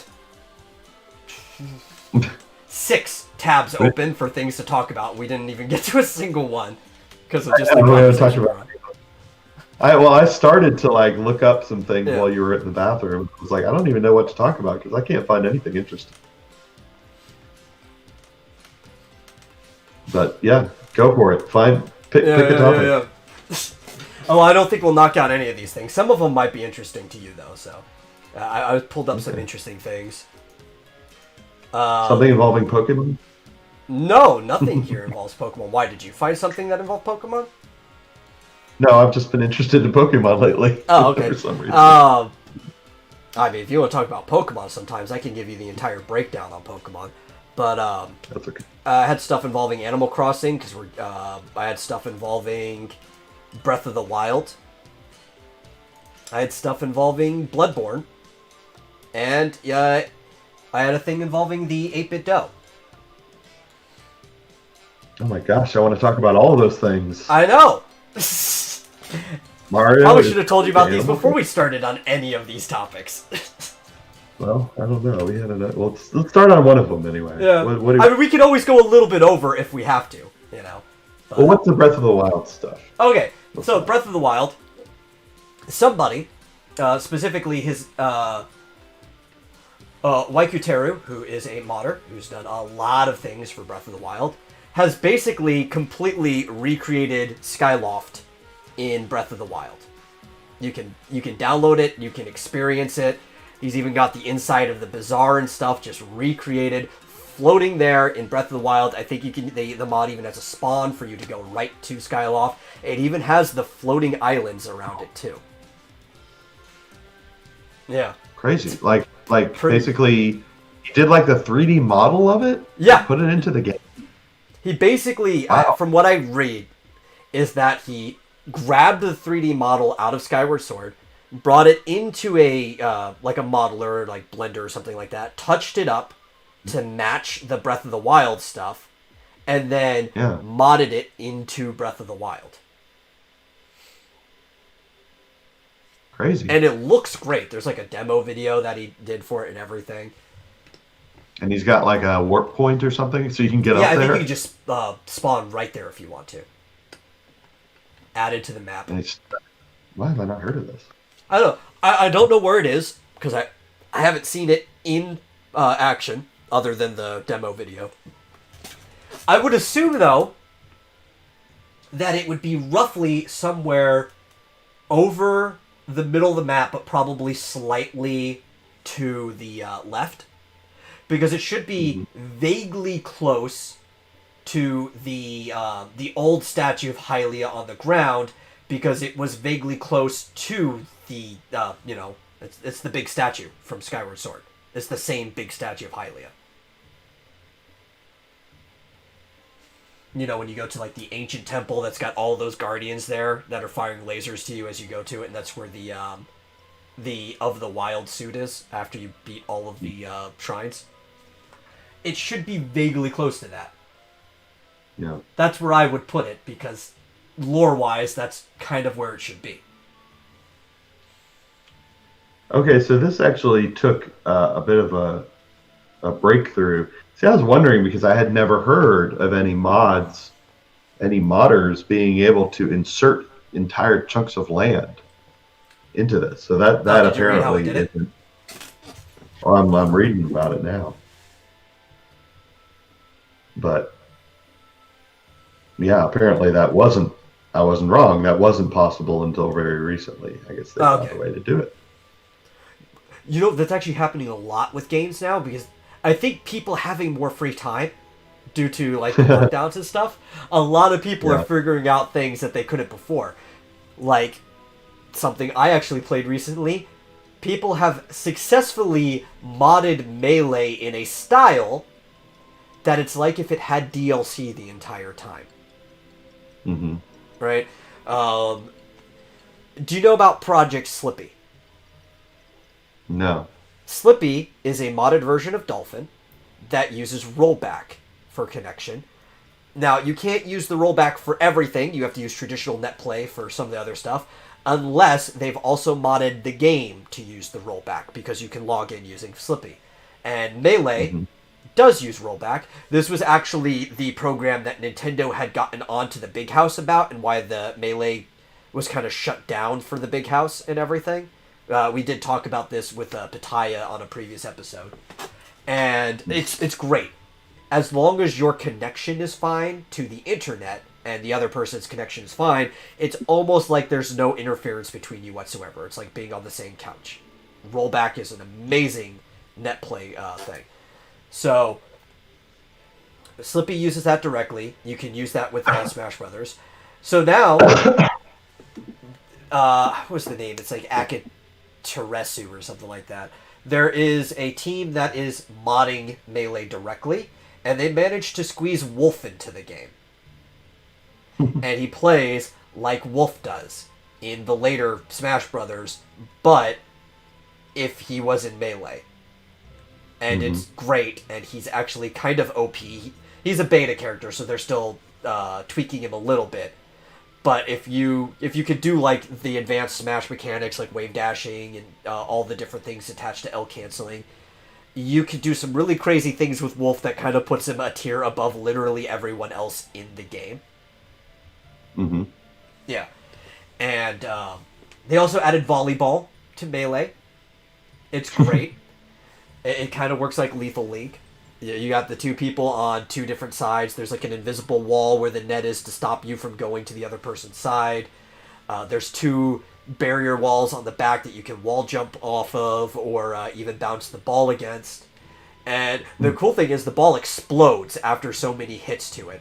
So it's not, you can't just volley forever. You actually do have to try to, like, spike it down onto the other person's side eventually, because if the ball blows up on your side, that's a point for the other player.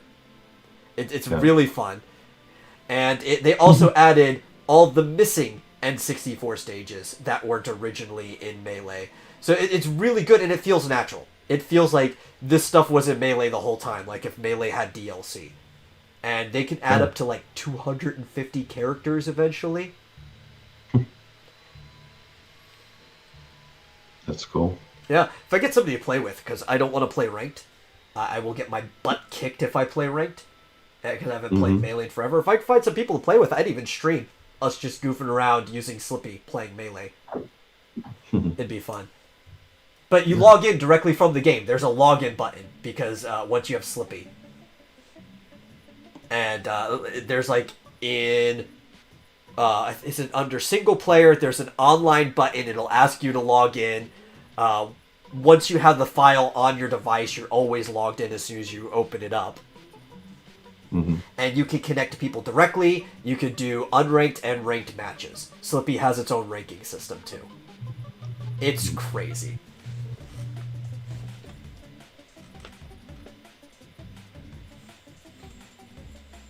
Yeah. It's pretty cool. Sounds.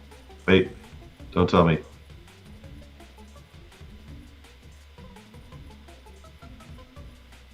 Trying to figure out the song.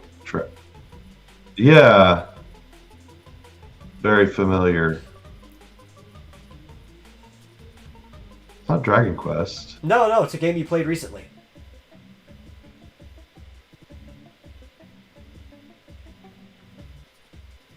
Shoot, I'm gonna kick myself when you tell me. Yeah. Recently? Yeah, recently. Oh, is it Final Fantasy? Yeah, Final Fantasy. That's Gurgu Volcano. Oh, okay. Also used for several other Oh, things right. in the game too. Yeah, for some reason, like RPG was going through my mind. It's like this sounds very familiar. Yeah. So yeah, apparently, getting back to this a bit, Yeah. I guess the original Breath of the Wild, the entire map is divided up into 80 segments. Mm-hmm. And originally that was all there was. But when they added the Trial of the Sword DLC, it added the ability to create this, what they called add-on content. Yeah. It's sort of like additional blocks of map. And so they were able to, in Skyloft, to create Skyloft, they basically took one of these add-on content blocks to create it. But I guess they could put it anywhere. Yeah, I guess. So they put it up in the sky. Why wouldn't you? I mean, it's Skyloft, right? Of course. Yeah, but it's cool interesting. It's now that ability's there, and for an ISO hack or whatever, you could eventually extend the memory forever, right? If you really wanted to do that, because you're not really worried about burning this onto a disk that you can use. You're playing it on your computer. Yeah. Unlike the Melee one, where it turns out adding up to 250 characters was something that was always available on Melee. Once they figured out how this happens, you could burn it onto a GameCube-sized disc and play it. You're like, why did they limit the characters so much then? I don't know. I guess time was a problem, right? Because you can't patch things anymore. Or you couldn't patch things yet. Whatever came out. That was the game. But in this case, because you're not worried about size with these hacks, you could eventually add different regions off the side of the map and have like all of Ocarina of Time if somebody took the time to model it or whatever and add it to its own sections of the map and stuff like that. Or all of Termina from Majora's Mask could realistically be added to the game. It's just time and effort that goes into it. Yeah, but apparently the way this was done, there is not unlimited. Like they couldn't just build anything because you're still limited to the 80 sections. It's just that there's like a set number of additional sections. In fact, I think there's only 5. They said additional sections. You could still realistically. You couldn't have them all together, but you could still realistically make any of these individual maps and add to it. Mm-hmm. I mean, basically, you could edit anything you want. Yeah. It's just that you're limited in, I guess, the way that Breath of the Wild is built. You couldn't just create a Minecraft world where it just goes on forever. No, you couldn't. Yeah. There is a set limited size where you could put stuff. Though they just have. If somebody was really creative, they could probably break the game. Yeah. The people have done it before. You could just break the game and add sections. Yeah. But I guess as far as outside of basically completely editing the code and just completely changing the game. I mean, this is what mods are able to do with very simple tools. Yeah. Without completely breaking the game, there is a limit. Yeah. But you can basically add whatever you want, though. you have a limit to how many you can add, but you could also make different instances of the game, right? You could just have, this is the emulator that was modded to have the Ocarina of Time map into it. This is the emulator that was modded to have the Majora's Mask. You don't have to all put them in the same modded copy of the game. Mm-hmm. Yeah.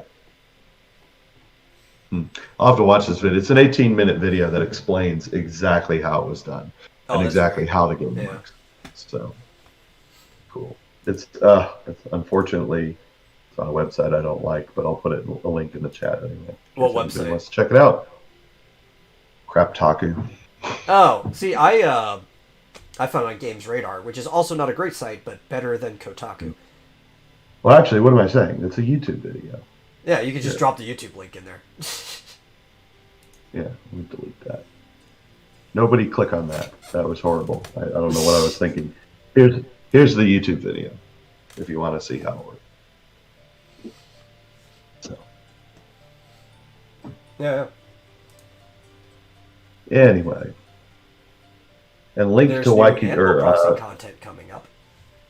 Subscribe to Waikutero, who is the, I guess, the modder. Sorry? There's new Animal Crossing content coming up. Yeah, I saw something about Mario. Yeah, but we're also getting a carnival. That's the next thing for, I guess, spring this year, or early spring, late winter. There is a carnival coming up. And it looks fun. Peacocks and everything. There'll be new clothing options, new reactions, which is what I like, because you even asked me if we do it today. We are setting something up in the background. We need to do some tests to make sure we can actually get it to work, because my network is very unreliable, as you probably know from now. Sometimes it wants to work flawlessly, and we have a great show. Sometimes it just decides to say fuck you. But if we get it to work, we might have an alternative to what we're trying as well. But having more reactions in Animal Crossing makes it better. That's just a hint to what we're trying. I've already got a lot. I think I've got like 30 reactions in Animal Crossing. I need to get more. I've got the bonus ones that you can buy from the machine. I'm still missing some of the native ones to the game. You can buy reactions from the machine? Yeah, it was, I think it was the Halloween update is when they added it. It was something added in last fall. There is, kind of like how you buy more hairstyles and stuff, there's a reaction set that you can get a card in the ABP. That's the one that gave me like the ta-da and the selfie snap one that you've seen. Those are all bonus ones that were added in. Oh, I guess I got them and didn't remember. Yeah, probably. I would buy everything from the machine at least once, and I've already gotten every single purchase thing that you can get for the machine. Yeah, me too. Pretty much. I've got a ridiculous amount of Nook miles or whatever they're called. And it'll be available on the 28th, so tomorrow. And it's festival, so I'm guessing, especially from the design and everything, it's supposed to be like Carnival, but it's a festival. So that's kind of cool. I like that it has its own name. And they'll also be updating holidays, including Valentine's Day and Groundhog Day, which we obviously didn't previously have, because the game came out after these events would have happened in the last year. Mm-hmm. Yeah, it came out in March, right? Yeah. It was like mid-March, I think, right? Like on the 20th or something like that. Yeah. I don't know. I was sleeping in a car at the time. Yeah. You had a copy for the longest time. You just couldn't play it. Oh, well, not since May. Only since May. Still, that's a long time to have it. Yeah, May till October, I think, is when I got my Switch. Yeah. And honestly, if I could get it streaming and running stable, I think sometime we should just have like a stream where we have people come over, either my town or yours, and we just hang out with people for the stream. That'd be pretty fun. That'd be awesome. Yeah, I've participated in some of those. You watched when I went I did. To Daniel's, Daniel Bergerson, his island. Yeah, your town is probably more constructed than mine is at this point in time. maybe, but it's kind of a mess. Yeah. I've also gone to the Geek Apprentice. If you want to check her out, it's a very wholesome stream. She does a very wholesome stream. The Geek Apprentice on YouTube. You guys had some fun games, scavenger hunt, trivia, stuff like that. Yeah. Oh, maybe that was the one that you watched. Yeah. That was the one I watched. Yeah. Yeah. It was prior to a Vomitorium. I was watching while I was setting up, and then you had to leave to come over here. That's right. Right. PSO2 did have a big Valentine event going on, or it's still going on right now. I was playing it, not on stream though, because by the time I decided to start streaming PSO2, I had already finished the Valentine event, which I finished the day it went live, because it didn't take me long to grind through it. Fantasy Star. The urgent quests are still going on, but for Phantasy Star. And I do that urgent quest occasionally, but all like the client orders and stuff connected to Valentine's Day, just done. They put it out too early. They gave me time to do it. It's like, I don't know, it took me a couple hours to go through everything. Yeah. But I always like seeing new Animal Crossing content. And as said, March is going to have something that looks like it's Super Mario themed. We don't know exactly what it is yet. But that makes sense because that is the cutoff time for the anniversary. Because they decided to run it all the way until March. So this year is actually the anniversary of Zelda, right? 35th anniversary. I believe so. Yeah. And Metroid. It's sharing an anniversary with what? Metroid? Yeah. Yeah. How much you want to bet they're not going to do anything for Metroid? Yeah, they might do like something small and insignificant. Maybe around the time they'll patch in a Varia suit for Animal Crossing that you can pick up. Maybe there might be something on the My Nintendo store that you can get. That'll be it. I think the last anniversary they just gave us a very standard, everybody got these anyway, Metroid like theme for the 3DS. I think that was the last time they had like a which I had on mine. Yeah. See, now what would be awesome would be if this year they released Breath of the Wild 2 and Metroid Prime 4. I would be so down if Metroid Prime 4 came out and they've just been hiding development on it, that they've been almost done just so it could be around the anniversary. That would be amazing. Yeah. I'm not holding my breath. Mario 35, but with Metroid. I don't think that would work. Possibly. Well, Metroid's kind of an open world game. You know, Metroidvania style. You do backtrack. What if they just created a map, drop people in different parts of the map, and it is an actual battle royale where zones start closing off, like the lava just fills it in, right? And you have to kill each other in a classic battle royale game. I would enjoy that. I'd actually go in and play with the 2D classic Metroid style. Why don't you do things like this, Nintendo? They'd probably do it in a 3D Metroid Prime Hunters style, unfortunately. I would not mind that. I'd probably kick most people's asses, to be honest. I am really good at... Like, I'm stupidly good at Metroid Prime Hunters. Let's get on netplay. That's cool. One of those ones, like, you can send speedrunners against me. I don't care. I will probably still beat them in the versus mode. They've got their speedrunning techniques. Even not playing in years, I was a top 50 player in Metroid Prime Hunters. Let's go.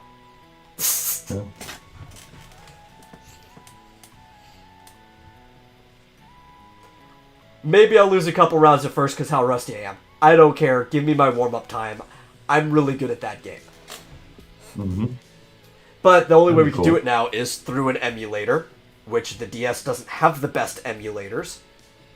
Should really just make a standalone app for that, like an application, where it uses an emulator base. And then just it runs it as a single app. That might actually make it run better. I'll think about this. I might do the work on that just for Metroid Prime Hunters. But you can only play it with netplay now. That's the only way you can play that game. You can't play it on the traditional console anymore unless you get in person with somebody. Or I guess maybe we could probably figure out some complicated way with port forwarding, but you have to use God, what was the connection type? You can't use the monitor. It was a WEP2. I think is the only way you can connect to a router with the DS. Oh, right. You can't use like I thought WPA. it was WEP1. Maybe I think 2 is the latest that the DS supported. Oh, okay. Yeah. But like you can't use like WPA or anything like that. You have to use the old one. No. Yeah. Yeah. I remember that. But maybe with a complicated port forwarding protocol, we could get it to act like you're near wireless with each other. I don't know. That might take some actual system modding, but the DS did have a GBA cart placement that you could load data into because the internet cartridge had a memory cart for the Game Boy Advance. You know, Citra has its own servers that they. It does. They It use does. connect They could to probably just other port the people. game to Citra. Yeah. But yeah, Citra functions better than any of the DS emulators. I'd probably just be better off porting the game to work on Citra. I'm just saying, if you wanted to use original technology, there might be a way to get 2 carts. You'd have to do a dual load thing, right? But make it work like an action replay. Might even be able to use the action replay for this, right?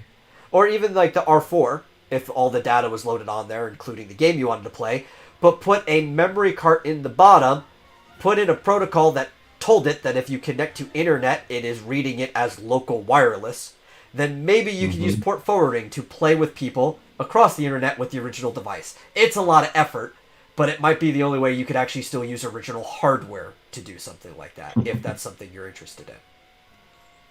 I know a lot of people would rather probably play on Citra anyway, because you could just modify the buttons to work on the joysticks. And that would probably solve a lot of the control problems with that game that people have, because you could just set the joystick to read the X, Y, A, B setup as the second stick, and actually use it as a camera stick while using the triggers to fire. Yeah. Well, what was one of the other topics? It sounded very interesting. So, there was the 8-Bit Do, and there was Bloodborne. Yeah, what's the 8-Bit Do thing?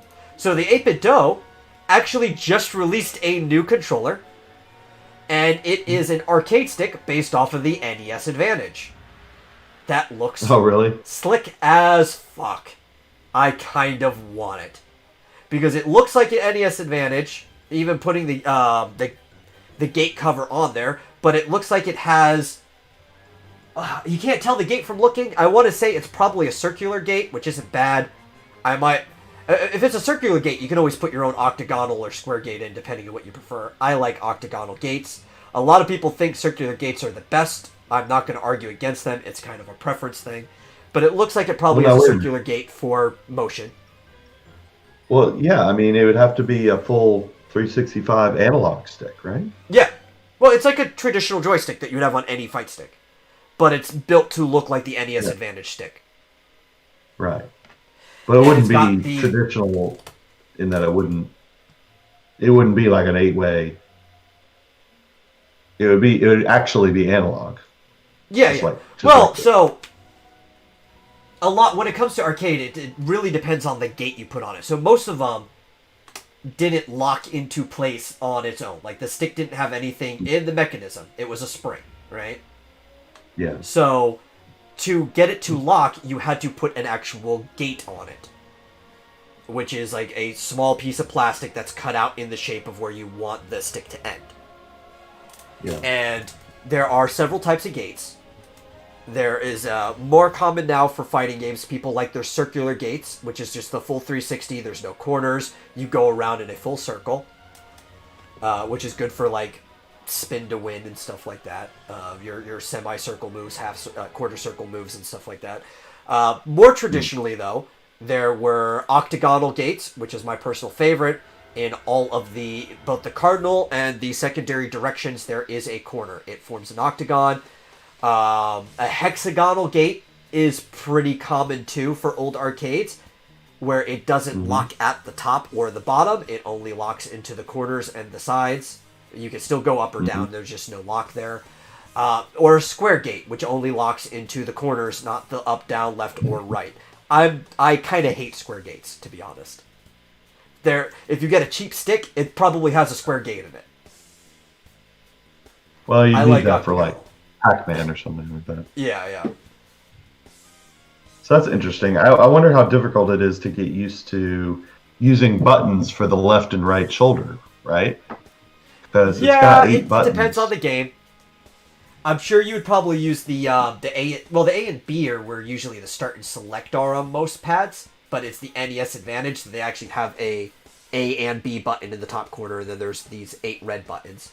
I've used fight sticks to play a lot of games. It's actually not that hard, right? Because you map the buttons to where you want them to be, so you consciously already know what button you map there, and you kind of just like, I'm hitting A, I'm hitting B, I'm hitting L, I'm hitting R. Or if you're playing a fighting game, you're kind of mapping the buttons based on the move, so you're not even thinking about the button, right? So it's like, I'm mapping light, medium, heavy kick, light, medium, heavy punch, or whatever, right? So you're kind of constantly thinking, this is what this button does, not this is what button is attached to this button. It's not that hard. I used to have a fight stick. I prefer playing fighting games with an arcade stick like that. And you can play all kinds of arcade games, or games that are more arcade with that. Beat 'em ups are great with arcade sticks. I would probably map Scott Pilgrim to an arcade stick if I get. I'm highly thinking of getting this when I can.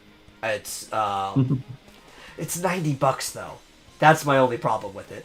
That's cheaper than a lot of arcade sticks though. That's actually not that bad. I've seen people spend anywhere from $200 to $800 on an arcade stick, depending on the quality of it. Sub 100 is actually a pretty good price for a arcade stick. It's just spending $90 on anything right now. But Well, it is available on Amazon in the U.S. In the EU, it's available for pre-order. But it is, according to Amazon, it is in stock in the U.S. Yeah, and it looks so nice, especially if you are familiar with the NES Advantage. It's like any of the 8-bit DOS stuff, it's a nostalgia trip right there. Yeah. Cool. So it does say it's moddable. So it shows that it's easy to open it up, and you can put in different joysticks, different gates, and that kind of thing. Yeah, they have different It's faceplates too, depending on what type of like labels you want on the buttons. Yeah. So it says it's compatible with virtually any joystick ever made. That's what they said. Yeah. But yeah, you can And hook it's it up just a to personal Switch. preference. I would probably go and order an octagonal gate and put it in there. Yeah. It's like, wait, does the metal have hair? I thought he was bald this whole time. I mean, give it a few years, maybe I won't. My hair is thinner than it used to be, but yeah, I do have hair.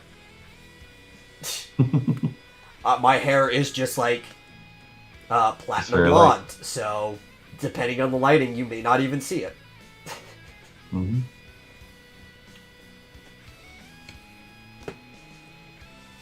Yeah. Timothy just now noticed. Oh my gosh, Yeah, you have hair. Yeah, see, you got hair. So real quick, I also the like to last keep it thing. really short. I actually need to shave my head, but why do I want to deal with having a lot of hair? Yeah, I used to. I know. I need to get a haircut. I actually, I uploaded 2 videos to Minds recently that were some of my older ones from like 2010 and 2011, and you can see that I had like hair down to and slightly past my shoulders in it. I used to wear my hair very long. In my eyes too, like I kind of had that kind of Cobain grunge look for a long time. Blonde hair, you must have looked like Johnny Lawrence. Yeah, a little. Well, honestly, I people used to call me Kurt Cobain. It kind of got on my nerves. But, because I wear my hair all grungy, so, like, I get it. Like, why would you not? I'm a blonde guy with grungy hair. I used to just let it, like, fall right in front of my eyes. Didn't matter, because I never had the thickest hair to begin with. It was thick enough that it was matte. As my hair starts to thin, it's not even really all that noticeable that it's thinning, because I've always had pretty thin hair. So it was thin enough that hanging in front of my eyes, even though other people couldn't really see my eyes, I could see through my hair no problem. It was not like, it was like a visor almost, or shades. I had no problem seeing past it. Well, GMT says that's mind-blowing. Yeah. You look like Kurt Cobain. You look I was going to say, like it's her. not... I agree. I know. Because I do get a lot now that my hair's short is I get a lot of people calling me Eminem, especially if I'm wearing like my beanie or my black jacket. You don't have a shotgun hole in your head. You look nothing like him. Yeah. So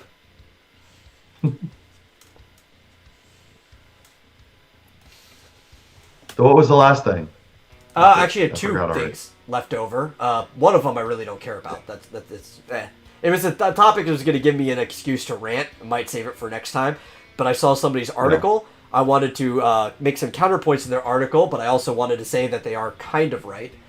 But the other one was Bloodborne, PS1 demake.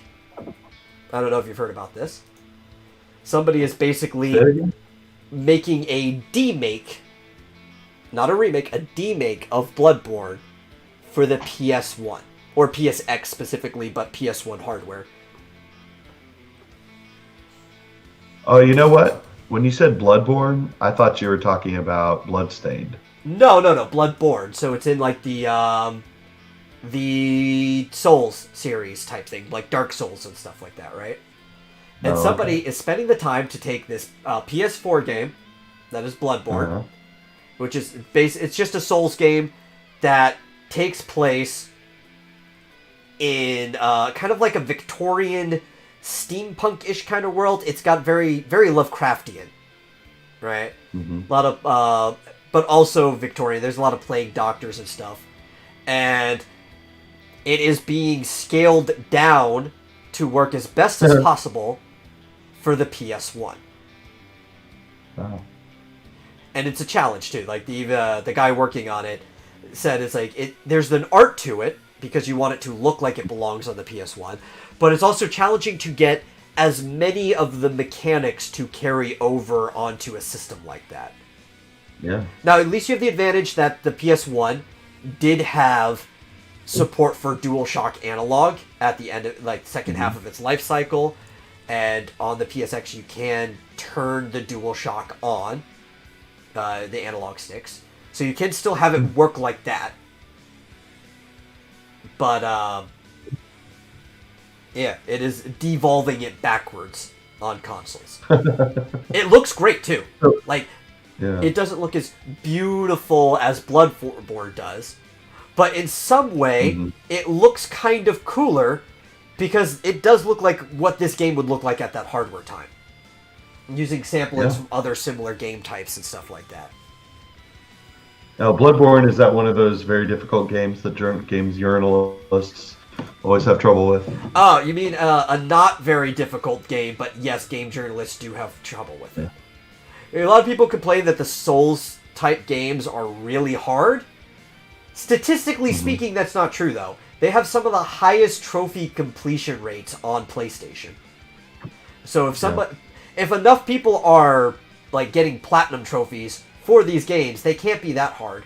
They punish impatience and people who don't look before they leap, and they also punish people who don't bother to memorize things, right?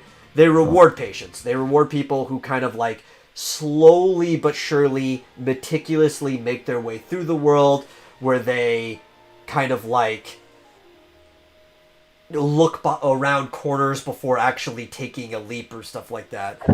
They're not hard people games. Who basically have to rush through it because they've got a review deadline or something, and they just need to get through it.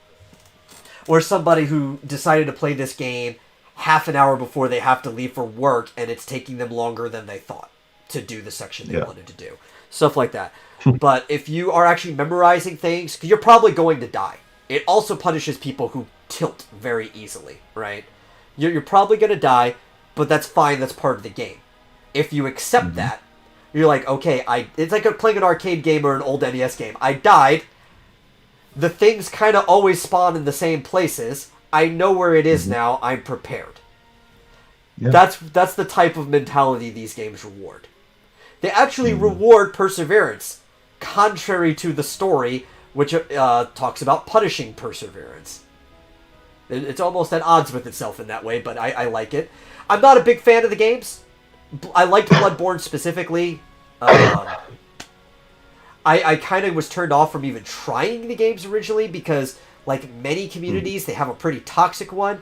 This one is in a way that actually bothers me. There were people that kept pushing me to play those games for, like, ever. One person pushing me to play the game, I don't mind. I'm like, okay, that's that person's favorite game. I'm sure I do that too to people. Whatever, this is just how we talk. When you've got 50 people pushing you to play a game at once, it kind of makes you not want to play the game. Yeah. Especially when you don't handle peer pressure very well. I become... Some people are asocial and they use the word wrong. I become antisocial in the face of peer pressure. It makes me want to go against the grain even more. Yeah. But I do think it's pretty cool that this guy is spending the time, I don't know if he's the only one, to kind of demake this game to work on PSX. Yeah. And it does look like he's putting a lot of work into it because he specifically said, you couldn't just make an identical copy and then just like reduce the graphics. He's actually had to rebuild the graphics from the ground up, I guess. Yeah. Rebuild and the make whole sure game, that everything works together. Yeah. Because I think the hardest part is hitboxes. In this case, specifically. Hitboxes? Hitboxes, yeah. Like making sure that things connect when they're supposed to connect. Mm-hmm. Yep. And it's probably not too hard. Maybe harder in older systems prior to polygons. I know once we got into polygons, your hitboxes didn't have to be based off of, like, squares, right? Because when everything was pixel, everything was square. Link puts his sword out. If you look at the hitbox, it's just like a big square goes out in front of him that covers the whole arch of the sword, right? Or sometimes maybe it doesn't cover the whole arch because you're trying to be fair. So the tip of the sword actually doesn't connect with things. It's just like this rectangle in front of him. Once we get to polygons, sure, you still had some cube and rectangular prism hitboxes, but you could actually start putting the hitboxes to the shapes of the polygons. Yeah, as time went on, you could make them closer and closer to actual, matching that. That's cool. Yeah, nothing makes me more stubborn than people say, but you have to. Same, Mr. Squeakers. That is exactly how I am. I've kind of been an underground person for most of my life. It probably doesn't surprise people to know that after hearing that. I like the wild west of the internet. I like people being able to do mostly whatever they want as long as they're not hurting other people. I don't like being told what to do or that I need to do something. Yeah. Or that you can't. Yeah, I don't like being told I can't either. If there's one way to surely probably get me to prove you wrong, it's to tell me that I can't do something. I probably wouldn't ever want to fight that bear that Dillard was talking about, that was defanged and declawed, because it's a bear. On my own volition, I probably wouldn't. If you told me I physically couldn't, I'd probably find some way to prove you wrong.